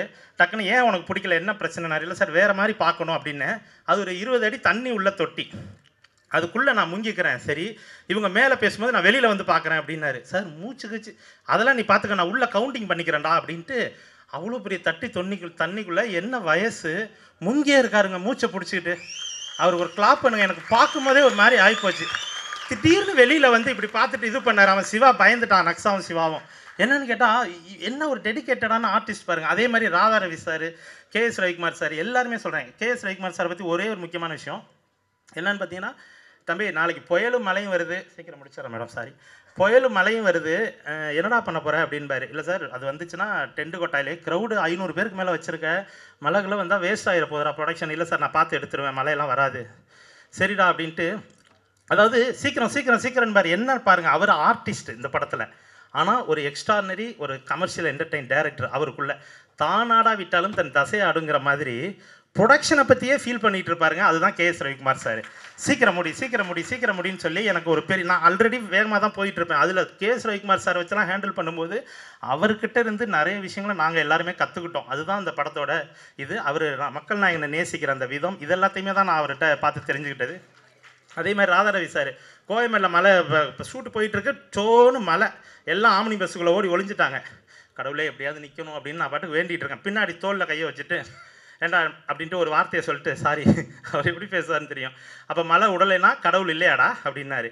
இல்லை சார் நான் என்னடா இவங்க வானிலை அறிக்கை பார்க்குறதில்ல, கோயம்பேட்டில் மழைன்னு கூகுளில் போட்டிருக்கான், எதுவுமே தெரியாமல் வந்து ஷூட்டிங்கை நடத்துறது, கேட்டால் கடவுளை கும்பிட்றது அப்படின்னு திட்டிகிட்டு இருந்தாங்க. 20 நிமிஷத்தில் மழை நிற்கும், நீங்கள் கம்முன்னு விடுங்க சார், நான் உங்களை ஷார்ட்டை கூப்பிட்றேன்னு. கரெக்டாக 20 நிமிஷத்தில் மழை நின்றுச்சு. சார் ஷார்ட் ரெடி, இந்த கிளைமேட்லேயே நம்ம போயிடலாம், பாசிங் ஷாட்டு தான் காரில் நல்லாயிருக்கும் அப்படின்னு. போகும்போது திட்டிகிட்டே போகிறாரு, என்னடா இவங்க மந்திரவாதி மாதிரி மழை நிற்குங்கிறாங்க, இந்த மழையும் நிற்கிது, என்னடா வானிலை அறிக்கை சொல்கிறாங்க, அவங்க சொல்கிற ஒன்று கூட நடக்க மாட்டேங்கிறான்னு யாரையாவது திட்டணும். திட்டிட்டு போயிட்டு இருக்கோம். சொன்னேன் ஆகச்சிறந்த நடிகர் அவர், பெர்ஃபார்மரு சிங்கிள் டேக் தான் அதெல்லாம். பட் ராதாரவி சார் இருக்கும்போது அந்த செட்டு ஒரு சைலன்ஸ் இருக்கும், sir sir sir sir sir அப்படின்னு சொல்லிட்டு. அதனாலே நான் பார்ப்பேன் இந்த இடத்து க்ரௌடுக்கெல்லாம் ராதாரவி சார் டேட்டை போட்டு டக்குன்னு அந்த செட்டை சைலன்ஸ் பண்ணுறதுனா அவர் டேட்டை வாங்கி இந்த இடத்துக்கு அவர் தேவைப்படுறாருங்கிற மாதிரி மேனேஜ் பண்ணி சில விஷயங்கள் பண்ணோம். இப்படி இந்த படத்தில் எல்லாருமே அவங்கவுங்க பங்கை கொடுத்துருக்குறாங்க, அது ரொம்ப ஹார்ட்லி நினச்சிக்கிறேன். அடுத்து என்னோடய டெக்னீஷியன்ஸ் குரு, கேமராமேன் அருள், எடிட்டர் கோபி, 2 பேரும் என்னோடய 2 கண்கள். அதே மாதிரி உமாபதி, இந்த ப்ரொடக்ஷன் எக்ஸிக்யூட்டிவில் இருக்க உமாபதி, ப்ளீஸ், இன்றைக்கு வரைக்கும் அவர் தூங்கலைங்க, அவ்வளோ ஹார்ட் ஒர்க் பண்ணிகிட்டு இருக்காப்புல. டிசைனர் சதீஷ் வாங்க, செம்ம சப்போர்ட்டாக போய் ஒர்க் பண்ணிகிட்டு இருக்காப்புல டிசைனர் சதீஷ். அதே மாதிரி so art director SK, costumer Sukumar, so lot of technicians எல்லாருக்குமே இந்த மண்ணேரத்தில் நன்றியை சொல்லிக்கிறேன். என்னோட direction department Dhandapani, Rajapandi, so இவங்க 2 பேரும் வந்து என்னுடைய என்ன சொல்கிறது கோ டைரக்டர்ஸ், அவ்வளோ பர்ஃபெக்டாக எனக்காக இது பண்ணி கொடுத்தாங்க. அடுத்து இந்த படத்தோட ரைட்டர் கார்த்திக். ஒரு விஷயம் நீங்கள் கவனிக்கணும், இன்றைக்கி இந்த ஃபங்க்ஷன் வந்து அவ்வளோ சாதாரணமாக நடந்துடலைங்க. 4 பக்கத்தில் இருந்தும் ப்ரொடியூசருக்கும் எனக்கும் அவ்வளோ ப்ரெஷர். ஃபஸ்ட்டு போகணும் ப்ரொடியூசர் கவுன்சிலேருந்து வருது, என்னன்னு பாருங்கள் சார், இந்த கதை என்னதாமேன்னு ஒருத்தவங்க வந்து சம்மந்தப்பட்ட யாரோ வேறு யாரோ கேஸ் கொடுத்துருக்காங்க, என்னடா இது அப்படின்ட்டு. ட்ரைலருக்கும் டீசருக்கும் போயிட்டு சென்சார் அப்ளை பண்ணால் சென்சார் சர்டிஃபிகேட் இல்லை, என்னென்னா டைட்டில் என்னதுன்னு ஒருத்தன் ஆல்ரெடி கோர்ட்லேருந்து லெட்டர் வாங்கி அங்கே கொடுத்து வச்சுருக்கான். தூங்கவே இல்லைங்க யாருமே. அதெல்லாம் உடச்சி எங்ககிட்ட ஜட்ஜ்மெண்ட் இருக்குது, இந்த டைட்டில் சாமானியன் எங்களுக்கு தான் சொந்தம்னு அந்த ஜட்ஜ்மெண்ட் காப்பியை கொடுத்துட்டு 48 மணி நேரத்தில் சென்சார் வாங்கி இன்றைக்கி உங்கள் முன்னாடி படத்தை கொண்டு வந்திருக்கு. அதே மாதிரி மக்கள் நாயகன் சாதாரணமாக எந்த கதையும் ஒத்துக்குவார் அவர்.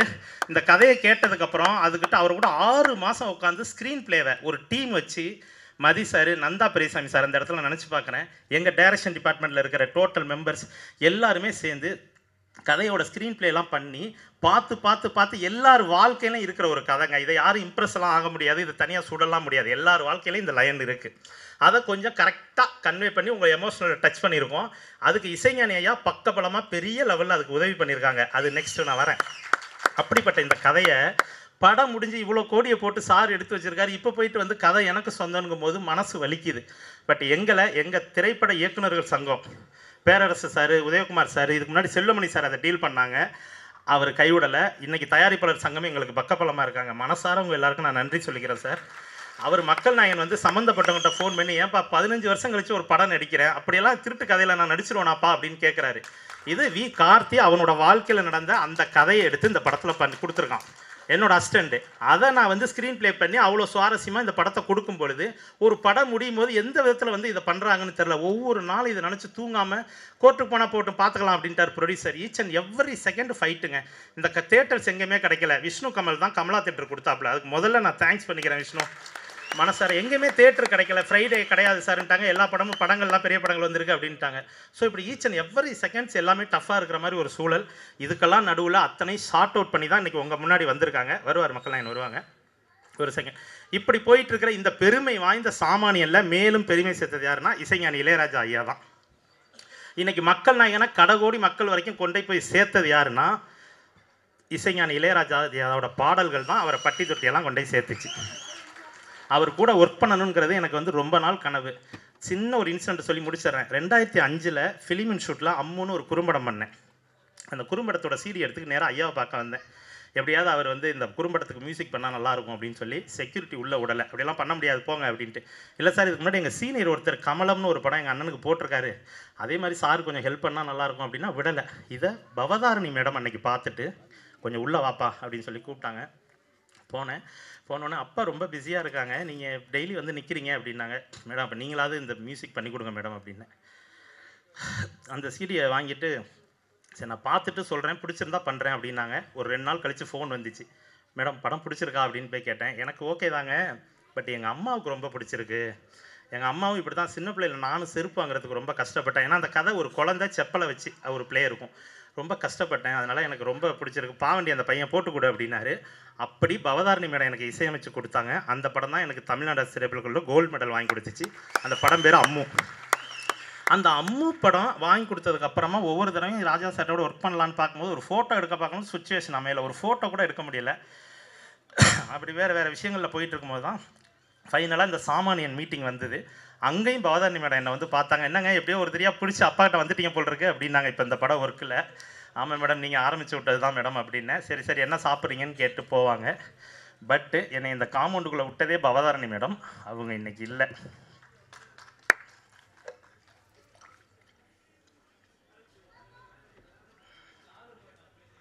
இதை நான் கம்போசிங்கில் இசைஞானி ஐயா கிட்ட சொன்னேன். உங்களை பார்க்க வந்தேன், ஐயா மியூசிக் பண்ணலை, மேடம் தான் எனக்கு எல்லாம் பண்ணி கொடுத்தாங்கன்னு. ஒரு சின்ன ஸ்மைலோடு அவர் கம்போசிங் உட்காந்துட்டார். அப்போ அவர் பார்த்தீங்கன்னா ஃபஸ்ட்டு எழுதின வரி ஒளி வீசும் எதிர்காலம் வாழ்வின் வைபோகம் இன்று தொடங்குதுன்னு எங்கள் யூனிட்டுக்கே சேர்த்து எழுதின மாதிரி தான் எழுதினார். எழுதிட்டு கம்போஸ் பண்ண பாட்டு தான் இது. ஸோ இது பார்த்தீங்கன்னா அப்படி இசைஞானி ஐயாவோட வேலை பார்க்க இருந்தோம். படத்தை பார்த்துட்டு ஒன்றே ஒன்று சொன்னாருங்க. எதுக்கு திட்டினார் தெரியுமா? படம்லாம் நல்லா இருக்குப்பா, சூப்பர், நானும் ராமராஜனும் சேர்ந்தா பாட்டு தானேயா இருக்கும், படத்தில் எங்கேயா பாட்டுன்னு கேட்டார். ஏன்னா சாங் இல்லை படத்தில். அப்போது ஒரே ஒரு மாண்டேஜ் மட்டும்தான். அது ராஜா சாரோட வேறு ஒரு பாட்டை போட்டு ஷூட் பண்ணிட்டு வந்துட்டேன். இல்லை சார் அதுக்கு சுச்சுவேஷன் இல்லைன்னு. சுச்சுவேஷன் இல்லையா? உன் படத்தில் 2 பாட்டு இருக்குது, நல்லா பாரியா அப்படின்னாரு. சத்தியமாக தெரிலங்க எங்கே இருந்துச்சுன்னு. அப்புறம் சொல்லும்போது இந்த இடத்துல ஒரு சாங் வை, அதை அவரே எழுதி இசையமைத்து பாடி ராமராஜன் சாருக்கு லிப்பில் எடுக்கணும்னு என்கிட்ட கண்டிஷனாக சொன்னாங்க. அதை எடுத்து ஷூட் பண்ணி அந்த இடத்துல வச்சோம். அதுதான் இன்றைக்கி கிளைமாக்ஸுக்கு முன்னாடி மிகப்பெரிய ஒரு பக்கப்பலமாக இருக்குது இசைஞானி ஐயா. அதுக்கு நான் மனசார இசைஞானி ஐயாவை நினச்சி பார்க்குறேன். அதே மாதிரி ரீ ரெக்கார்டிங் போயிட்டுருக்கு. இதுக்கே இந்த ரவுண்ட் ட்ராலி போட்டிருக்கேன். ஏன்னா கேமரா ஆங்கிள்ஸ் எல்லாம் அவருக்கு அவ்வளோ சூப்பராக எல்லாமே தெரியும். இல்லை சார் இது அந்த இடத்துல கன்ஃபியூஸாக இருக்காங்க எல்லாம், அதனால தான் அப்படின்னேன். நானும் அப்போ ரவுண்ட் ட்ராலி போடுறேன் பார் அப்படின்னு சொல்லி இசையிலே ரவுண்ட் ட்ராலி போட்டாங்க. அப்படிப்பட்ட இசைஞானி ஐயாவோட சேர்ந்துருக்கிறது ஒரு மிகப்பெரிய பிராப்தம். ஸோ இந்த சாமானியனை உங்கள் தோளில் தூக்கி வச்சு எல்லாம் கொண்டு போங்க. அப்புறம் அவரோட ரசிகர்களுக்கு ஒன்றே ஒன்று சொல்லிக்கிறேன். ட்ரைலர் வந்துருச்சு, அதை டவுன்லோட் பண்ணியே அதோட வியூஸை வேஸ்ட் பண்ணிடாதீங்க. அது லிங்காக உங்களோட மன்றங்களுக்கு அனுப்புங்க. டக்குன்னு டவுன்லோட் பண்ணி எனக்கே பிச்சை. அதுவே 10 லட்சம் பேர் வெறும் டவுன்லோட் வீடியோவாகவே பார்த்துட்றாங்க. தயவு செஞ்சு யாரும் டவுன்லோட் பண்ணக்கூடாது ப்ளீஸ். கை தூக்குங்களேன். சொல்ல முடியலண்ணே, தனித்தனியாக லிங்காகவே அனுப்புங்கண்ணே எல்லோரும் இங்கேருந்து போகும்போது. ஸோ வேறு ஒன்றும் இல்லை, மக்கள் நாயனை உங்கள் முன்னாடி கொண்டு வந்து நிறுத்தியாச்சு. நீங்கள் பார்த்து அரவணைச்சு மக்கள்கிட்ட கொண்டு போய் மேலும் நீங்கள் சேர்க்கணும்னு சொல்லி நன்றி கூறி விரும்புகிறேன். நன்றி, வணக்கம். அடுத்தபடியாக நாயகன், வசூலின் நாயகன் ராமராஜன் சார் அவர்களை அன்போடு பேச அழைக்கிறோம்.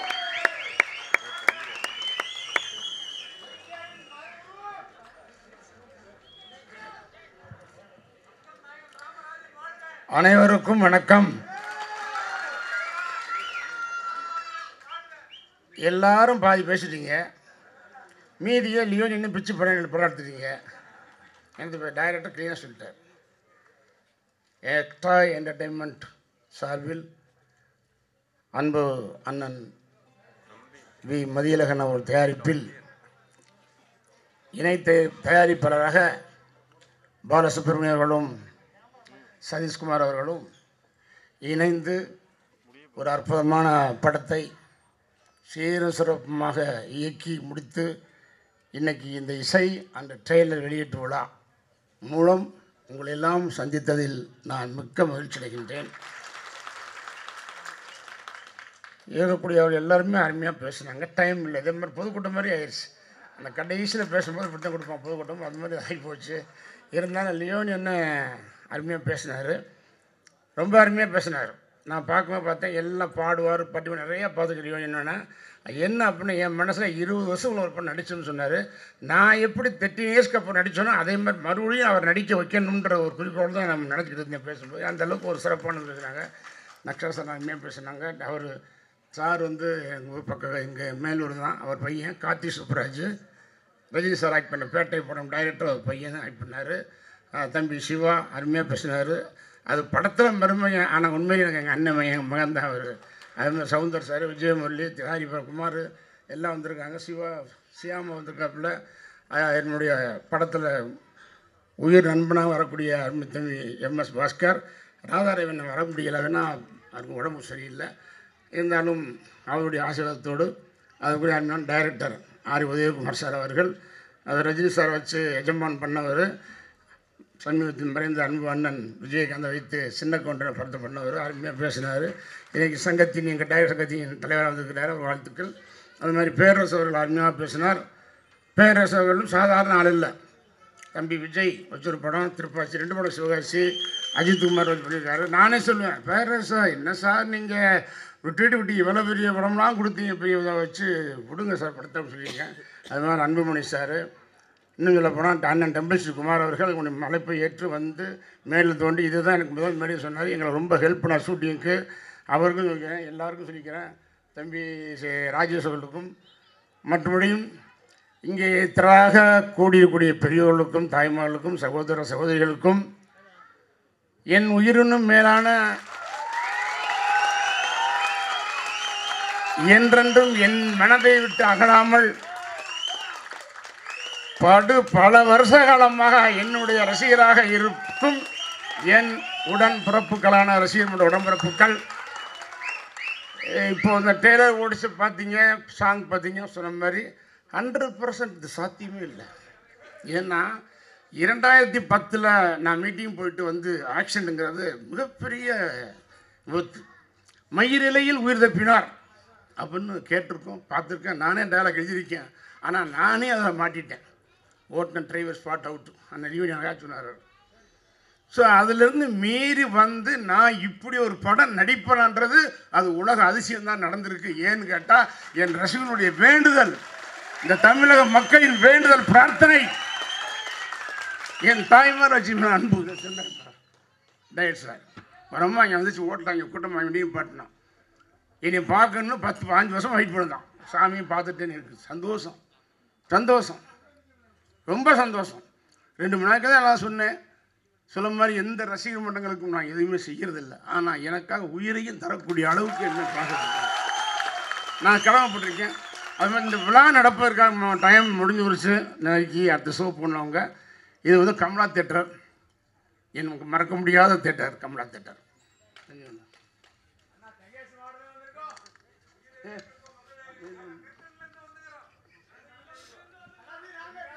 நம்ம தொகுதி திருச்செந்தூர் தொகுதி, திருச்செந்தூர் முருகன் அருளால படம் சூப்பர் ஹிட் ஆக போகுது.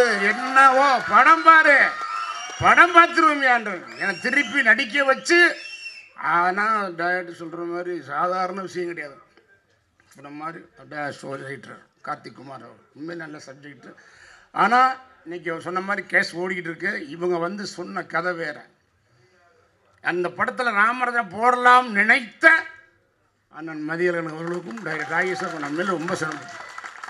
ஆனால் அவங்க சொல்லும்போது சில மாறுதலை பண்ணோம். ஆனால் டைரக்டர் அழகாக ஸ்கிரீன் பிளே பண்ணி இப்படி ஒரு படம் நம்ம இப்போ நடிக்கிறோமா போது அன்னைக்கும் பொருந்துகிற மாதிரி, இன்றைக்கும் பொருந்துகிற மாதிரி, என்னைக்கும் பொருந்துகிற மாதிரி, நேற்று இன்று நாளைங்கிற டைப்பில் ஒரு படம் சூப்பராக எடுத்திருக்காரு.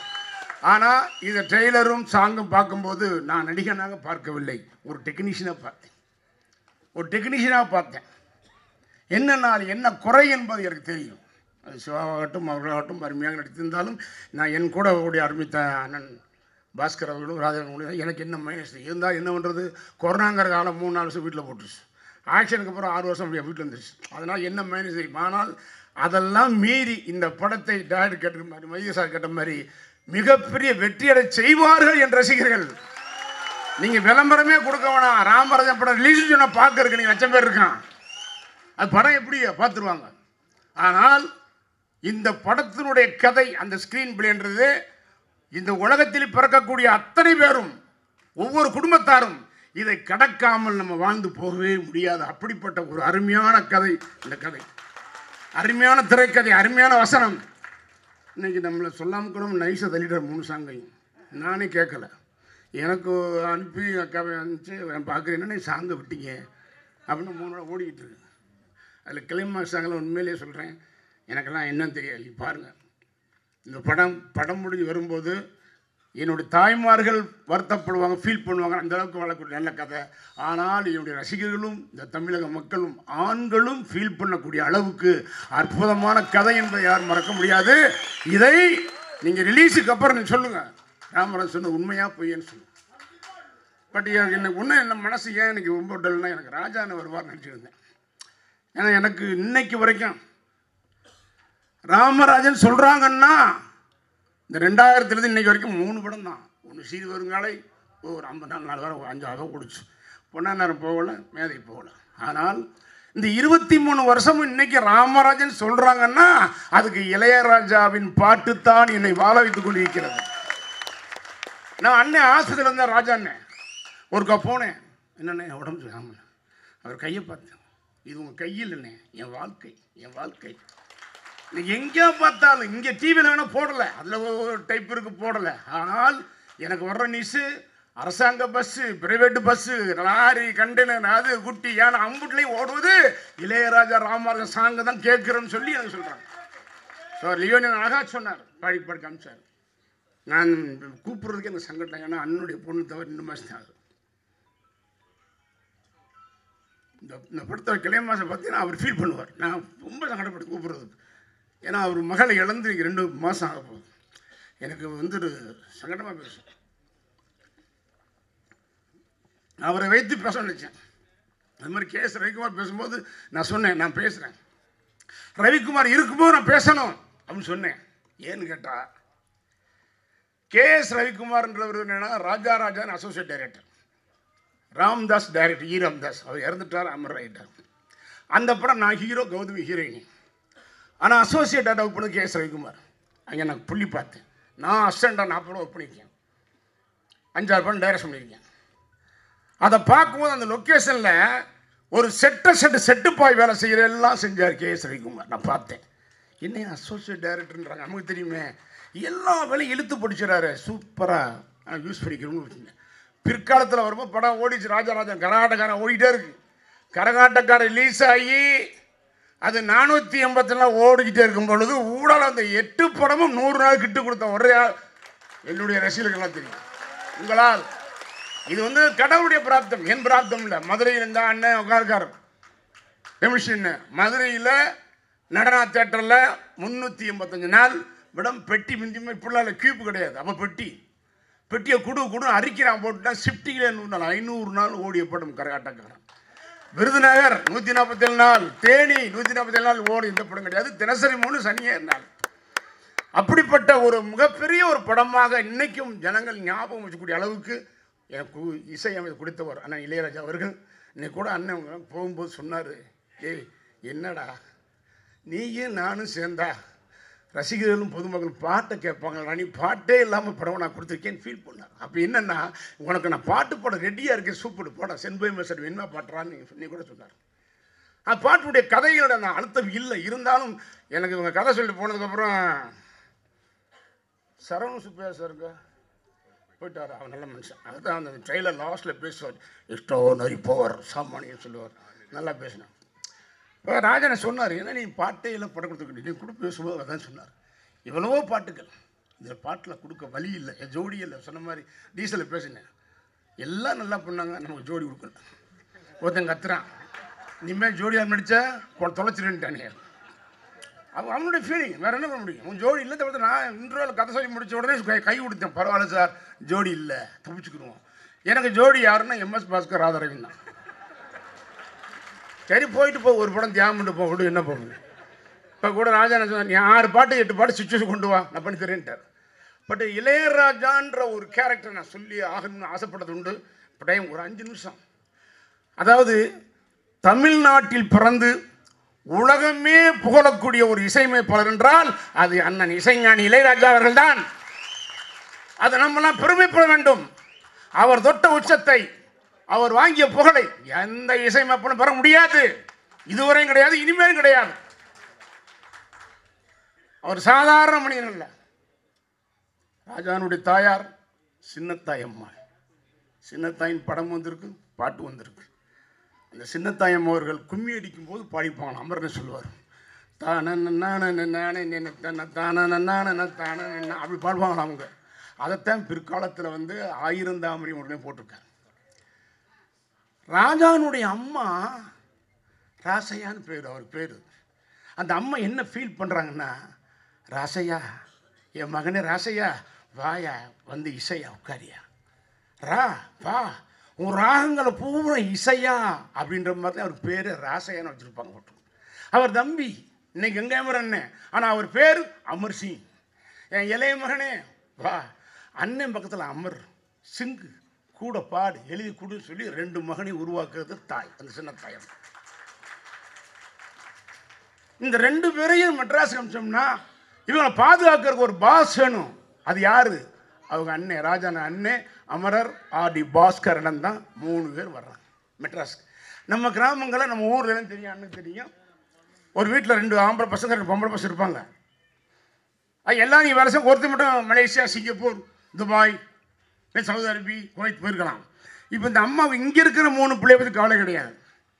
வெளிநாட்டுக்கு போனானே என் பையன், சாப்பிட்டானா, தூங்குனானா, சம்பளம் வாங்கினா, என்ன பண்ணுவான் அப்படின்னு வருத்தப்படுற மாதிரி இருக்கிற காலகட்டத்தில் 3 ஆம்பளை பசங்களையும் சென்னைக்கு அனுப்பி இந்த தமிழ் திரைப்பட உலகத்திற்கு மிகப்பெரிய ஜாம்பவான இசையமைப்பர் ஆகியிருக்க என்றால் அந்த தாய் சின்ன தாய் அல்ல, தெய்வத்தாய். தெய்வத்தாய் பெருமைப்படும் தான் மகன் எப்படி இசையமைப்பர் ஆகிடுவான்னு உலகமே பேசக்கூடிய அளவு. நீ டிவியை பார்த்தா அவர் பேரை தனியாக வச்சாலும் ஓடிட்டு மேஸ்டர் இளையராஜான்னு முடியுமா? பெருமை. தமிழ்நாடும் தமிழ் மண்ணும் தமிழ் மக்களும் மன்ற உறவு எல்லாம் என் ரசிகெல்லாம் சொல்லுவாங்க, அண்ணே ராஜானே உங்களுக்கு பண்ணால் நீங்கள் பாடுற மாதிரியே பாடுறாருனே அப்படின்னு சொல்லுவாங்க. ராஜானே பாடினா நீங்கள் பாடுற மாதிரியே இருக்குண்ணே, ஒரிஜினலாக கேட்குறேன். இதில் கூட பாட்டு போடுவார் தயவு சொன்னார். அவருக்கு துடி எனக்கு நல்ல, ஏன்னா நம்ம மதுரை மாவட்டம், அவரும் மதுரை மாவட்டம், நானும் மதுரை மாவட்டம். இன்றைக்கி அவர் தேனி மாவட்டம் பிடிச்சிக்கலாம், ஆனால் கிளம்பும்போது நாங்கள் மெட்ராஸ் வரும்போது மதுரை மாவட்டம், நாங்கள் மேலூர், அவங்களுக்கு பண்ணபுரம்.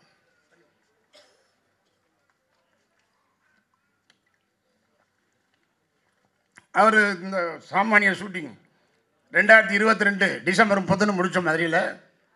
மறுநாள் கிளம்புற 1ஆம் தேதி போன வருஷம். ராஜா நாங்கள் இருக்காருன்னு நியூஸ் வருது. மேனேஜருக்கு ஃபோன் கேட்குறேன், அண்ணன் இருக்காங்களா? அப்படி ஆமாப்பா, அண்ணன் பார்க்கணும். அண்ணன் இங்கே பசுமலையே நாங்கள் இருக்க மாட்டு தான் டெம்பிள் சுட்டியில். இல்லைண்ணே வேணாம், என்னென்னு கேட்டேன். வருஷம் பிறப்போ பார்த்துறாண்ணா. இல்லை அண்ணன் 5 மணிக்கு மீனாட்சி அம்மனுக்கு போகிறாரு. சரி விட்டுருங்க, அண்ணன் ஆன்மீகம்னா கரெக்டாக இருப்பார், 5 o'clock இருப்பாருன்ட்டு போகலை. நான் மெட்ராஸ் பார்த்துக்கிறேன் அப்படின்ட்டு அவர் மீனாட்சி அம்மன் போகிறார். ஏன்னா ஒரு ஆன்மீகம், ஒரு தெய்வத்தன்மை. அவர் பாடுற பார்த்தீங்களா, தத்திவா வாய்ஸ். அவர் குரலையும் விரலையும் என்ன வச்சுக்காருன்னு அவருக்கே தெரியல. அப்படி ஒரு மகிமை.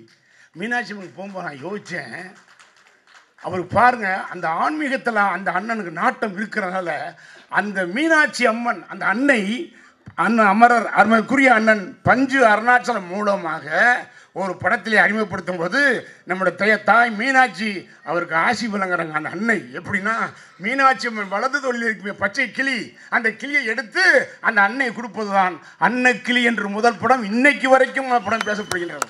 அதில் பாடுற பாட்டு மகுடி வாய்ச்சா பாம்பு ஆடும், அது எல்லாருக்கும் தெரியும், நம்மளும் பார்த்துருக்கோம். மகுடி வாய்ச்சா பாம்பு ஆடும். ஆனால் அண்ணன் இசைஞானி இளையராஜா 6 மணி வாசித்தா பாம்பே நடுங்கி போச்சு. இன்னைக்கு வேணால் மும்பையாக இருக்கலாம், அன்னைக்கு பாம்பே நடுங்கி போயிடுச்சு. தமிழ்நாட்டில் இந்தி மோகம் ஒழிஞ்சிச்சு. சந்து பொந்தெல்லாம் இசைஞானி இளையராஜன் பாட்டாக ஒழித்து கொண்டே இருந்தது இன்னைக்கு வரைக்கும். அது ஏதோ ஒரு சுகம், ஏதோ ஒரு சுமை. நம்ம கஷ்டப்படும் போது கேட்போம், சந்தோஷப்படும் போது கேட்டோம். அப்படி அருமையான ஒரு இசையமைப்பாளர் கிடைத்திருக்குது, அது எனக்கு ரொம்ப பெருமை. ஆனால் அவர் சொன்னால் எங்கள் ஊர் பாட்டுக்காரன் டைரக்டர் சொன்னார் உதயகுமார் சாரும், கரகாட்டக்காரன் அது மாதிரி. ஆனால் எனக்கு இந்த மாதிரி சாமானியன் வெகு நாட்கள் 12 வருஷம் ஆயிடுச்சு. இப்படி இருந்தாலும் நான் ஓப்பனாக சொல்ல போனேன், டைரக்டர் ரொம்ப ஹெவி ஹார்ட் ஒர்க்கர். நான் ஏன் ரவிக்குமார் சொன்னேன்னா, அவர் ரவிக்குமார் சார் ஒர்க் பண்ணும்போது அசோசியேட் டைரக்டராக அவளை வேலை செய்யும்போது நோட் பண்ணி வச்சேன். அப்புறம் பின்னால் ராஜகரன் கேட்கும்போது நீங்கள் அவரே டைரக்டர் போடுவேன், இல்லை உங்கள் பேரை போட்ட பிஸ்னஸ் ஆகணுன்னு. அப்போ நீங்கள் அசோசியேட்டை கூப்பிடுங்க அவரை. ரவிக்குமார் ஒத்துக்கிட்டா நான் டைரக்ஷன் பண்ணி நடிக்கிறேன்னு பெத்த மனுஷன் பண்ணோம். அதில் 15 days ஒர்க் பண்ணார் ரவிக்குமார் சார், போயிட்டார். இன்றைக்கி அவர் ரஜினி சார் வச்சு, கமல் சார் வச்சு மிகப்பெரிய டைரக்டர் ஆகிட்டார். ஏன்னா அவர் அப்போவே பார்த்தேன் ராஜராஜன் இல்லை, அதுதான் சொன்னேன். ஆனால் திருப்பி இந்த படத்துக்கு வரும்போது அவர் எனக்கு தந்த மரியாதையை நினைத்து, சினிமாவில் நன்றி விசுவாசம் சாகலை, இன்னைக்கு உயிரோடு இருக்குஎன்பதை நினைக்க வைத்தவர் அருமை டைரக்டர் கே.எஸ். ரவிக்குமார். அந்த உழைப்பை அருமைக்குரிய ராஜேஷ் நான் பார்த்தேன். Very good man. ஏதோ நடிச்சோமா டைரக்ஷன் பண்ணாமல் போனோமா அப்படி இல்லாமல் தொடர்ந்து தயாரிப்போம். மெசரும் சரி, பாலாவுக்கும் சரி, சரி எந்த சிரமம் எல்லா வேலையும் இழுத்து போட்டு அருமையாக இன்னைக்கு வரைக்கும் உழைச்சி படம் வந்துருக்குன்னா அதுக்கு முழு ஒரு உழைப்புக்கார். பேசிக்கிட்டே இருக்கார், எப்போ ஃபோன் அடித்தாலும் பேசிக்கிறார். யார்கிட்ட பேச, அவர் டெக்னீஷியன் பேச, பேசுகிறேன். கேமராமேன் அருள் சார் சூப்பராக போடும், ஒரு தெரிஞ்ச ஒரு cameraman Arul sir, editor Gopi sir, fighter மிரட்டல் சிவா வாங்க கேமராமேன் சார், ஃபைட் மாஸ்டர் மிரட்டல் சிவா. ஒரே ஒரு ஃபைட் இருக்குதுல்ல, ஃபஸ்ட் ஹாப்பில் ஜோடி இல்லை. நான் டீசல் வருத்தப்பட்டேன். இந்த ஒரு படம் போனால் போயிட்டு போகும். நான் அடுத்த படம் பிடிச்சி கேட்டேன் ஜோடி வேணுமானு. ஜோடி மட்டும் இல்லை, பாட்டு வேணும். ஜோடி பாட்டு வேணும். எங்கள் அண்ணன் ரெடியாக இருக்கார் ராஜா போடுறதுக்கு. மாங்குயில் பொங்கல் மாதிரி ரெடியாக எடுத்துன்னு வச்சுருக்காரு. அதனால் கேட்டால் இல்லைன்னா கண்டிப்பாக போடுங்க. அதனால் கண்டிப்பாக இருக்கும், இல்லாமல் இருக்காது. அதனால் அவர் என்ன சொல்கிறாருன்னா, அடுத்த படம் கொண்டு வரும்போது பாட்டை கொண்டு வாயா, கீழே நிறைய சுச்சுவேஷன் கொண்டு வா, போடுறேன் உனக்காக பண்ணல. அதனால் இப்போ அடுத்த படம் என்பதுக்கு நிச்சயமாக 6 பாட்டுடன் இவர் டைரக்ஷன் வரும், 8 பாட்டுடன் இவர் தயாரிப்பார். மிகப்பெரிய படமாக அமைவதற்கு அண்ணன் இசைஞானி இளையராஜா அவர்கள் இன்னைக்கும் அது மாதிரி அவர் வெற்றி தயாரிப்பார். நடிகரும் ஆயிட்டார். சொன்னானே வெற்றி தயாரிப்பார், வெற்றி நடிகரும் ஆயிட்டார். உண்மையிலே சொல்கிறேன், சாமானியன் அந்த டைட்டிலுக்காகவே நான் ரொம்ப போகிறேன். ஆகா, அந்த டைட்டில் எப்படி நடித்தாங்க. அதே மாதிரி சாமானியன் டைட்டில் வச்சு எல்லாரும் நல்லா அழகாக பேசுனாங்க. அதெல்லாம் இல்லை, என்ன சொல்லுவாங்க, சட்டியில் தானே அக போகும்போது நமக்கு அது இருக்காது. அது எதேச்சியாக வாழ்ந்தாச்சு. இன்னொரு விஷயம், பாட்டுக்கள் எல்லாம் கேட்டீங்க. எல்லாரும் சொல்கிறது என்னென்னா, அவருக்கு போட்ட மாதிரி எனக்கு போடல, எனக்கு போட்ட மாதிரி அவருக்கு போடல, அந்த ஹீரோ போட்ட மாதிரி இந்த ஹீரோ போடல, இப்படி தான் ராஜா நம்ம கம்ப்ளைண்ட் பண்ணுறாங்க எல்லோரும். ஆனால் அப்படி நான் கூட நினச்சேன், ரஜினி சார் போட்ட பாட்டு மாதிரி எனக்கு போடலையே. ஏன்னா முரட்டுகளில் பொதுவாக என் மனசு தங்கம்னு ஒரு பாட்டு போதும், ஒரு பான சொத்துக்கு ஒரு சொல் அந்த ஒரு பாட்டு போதும், எனக்கு போடலையே நினச்சேன். ஆனால் சொர்க்கமே என்றாலும் நம்ம படிக்காம ஒரு பாட்டு போதும் எனக்கு. சிங்கப்பூரில் போய் வேட்டி கட்டி நடித்த ஒரே நடிகன் இந்த ராமராஜ். வெளிநாட்டில் சிங்கப்பூர், தாய்லாந்து, வெளிநாட்டில் ஒரு பாட்டுக்கு அது மாட்டு வண்டி கொண்டு வர பிளான் பண்ணோம். ஃப்ளைட்டில் ஏற்ற மாட்டேன்ட்டான். நம்ம அமர் எங்கள் சொன்னார், மாட்டு வண்டி கொண்டு வரணும், வெயிக்குட்டினேன் இப்போ சிங்கப்பூரில் மாட்டு ஓட்டி ஓப்பினேன். நாட்டு அளவுன்ட்டான் ஃப்ளைட்டில். அதனால் வேட்டி சட்டை கிடச்சோம். எல்லாரும் கோலாலம்பூரில் முழு படம் முடித்தாலும் கோவூர் வந்து க்ளோஸப் எடுப்போம், அதான் இயற்கை. ஆனால் அமர் என்ன பண்ண தெரியுமா, இங்கே நடக்கிற சாங்கை அங்கே எடுத்தார் சிங்கப்பூர். இங்கே கிராமத்தில், நம்ம கிராமத்தில் இருக்கிற கதையை சாங்கை அந்த தானா வந்து அந்த நானும் கௌதமி படம் அது இங்கே நடக்கிற நடைமுறை சாங்கு. ஆனால் அதை சிங்கப்பூர் எடுத்தார். என்னென்ன இது, வெளிநாட்டில் நம்மளும் மேட்ச் பண்ணி நம்ம கிராமம் இங்கே இருக்கிறேன். அதனால் அப்படி உண்மையானவர். அது மாதிரி சாதாரண எடுத்து போட ஊருக்கு வந்து அமரன் இப்போ வர முடியல. அமரன் வர்றது அவருக்கு நிறைய ப்ரோக்ராம், இன்றைக்கி நிறைய ஃபங்க்ஷனால் இந்த சூழ்நிலையும் இப்போ சரியில் ரொம்ப நேரம் பேச முடியாது. ஏன்னா டைம் ஆகி கொண்டு வைக்கிறது, ஏன்னா அவங்களுக்கு தேட்டர் கொடுக்கணும். அதே மாதிரி இந்த தேட்டரை நான் என்றைக்கும் மறக்க முடியாது. என்னுடைய முதல் படம், நான் கதான நடித்த நம்ம ஊர் நல்ல ஒரு திரைப்படம்.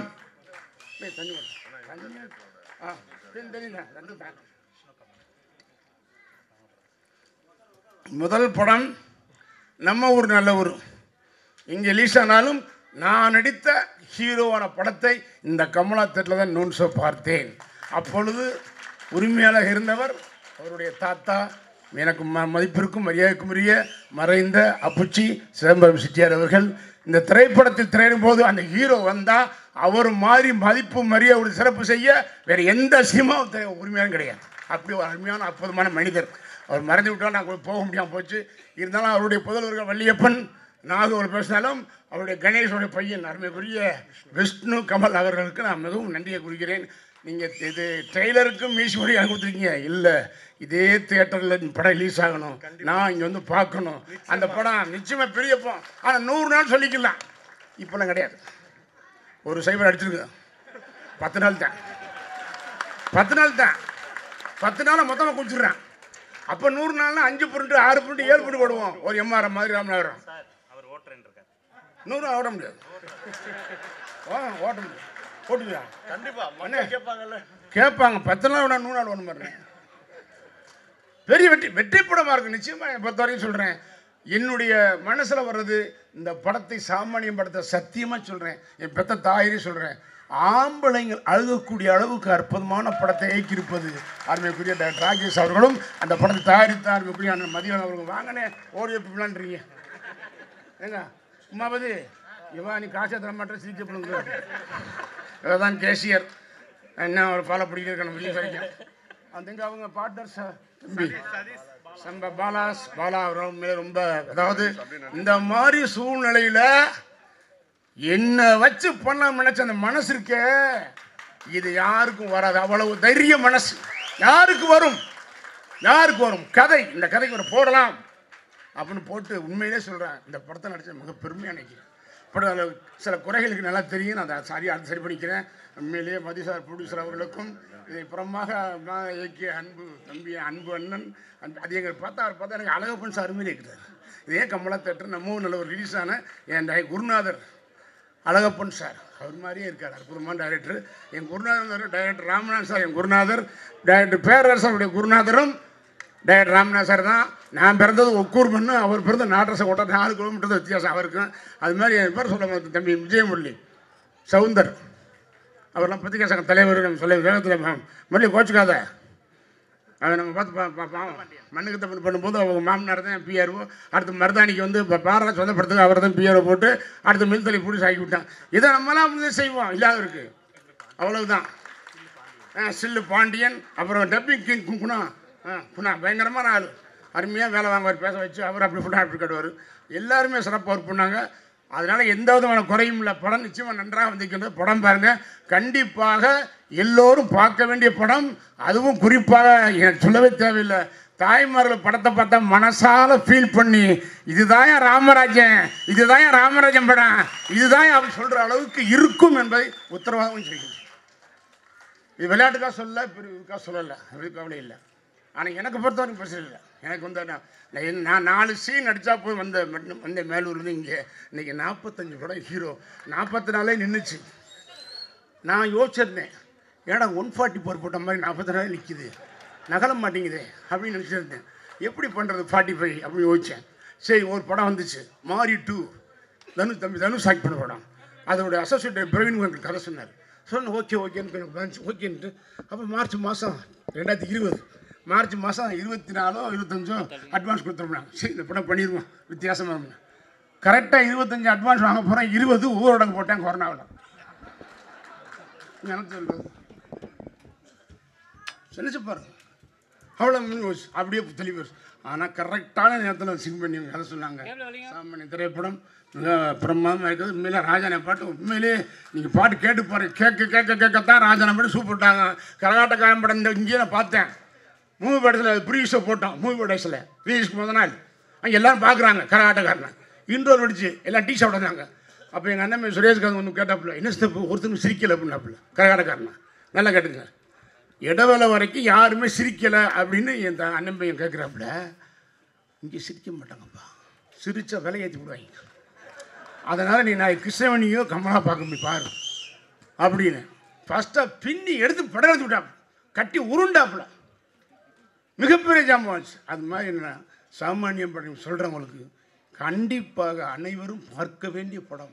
நம்ம ஒவ்வொரு நாளும் பட்ட கஷ்டம் அழகாக சொன்னார் லியோனி சார். எல்லாம் பேசினா கூட அது அந்த வட்டிக்கு வாங்குறது போகிறதெல்லாம் சொன்னார். அது மாதிரி நம்ம கடக்கிற சம்பவம் இன்னும் சுதாரிக்கிற ஒரு சம்பவம், அருமையான சம்பவம் சம்மணியன்.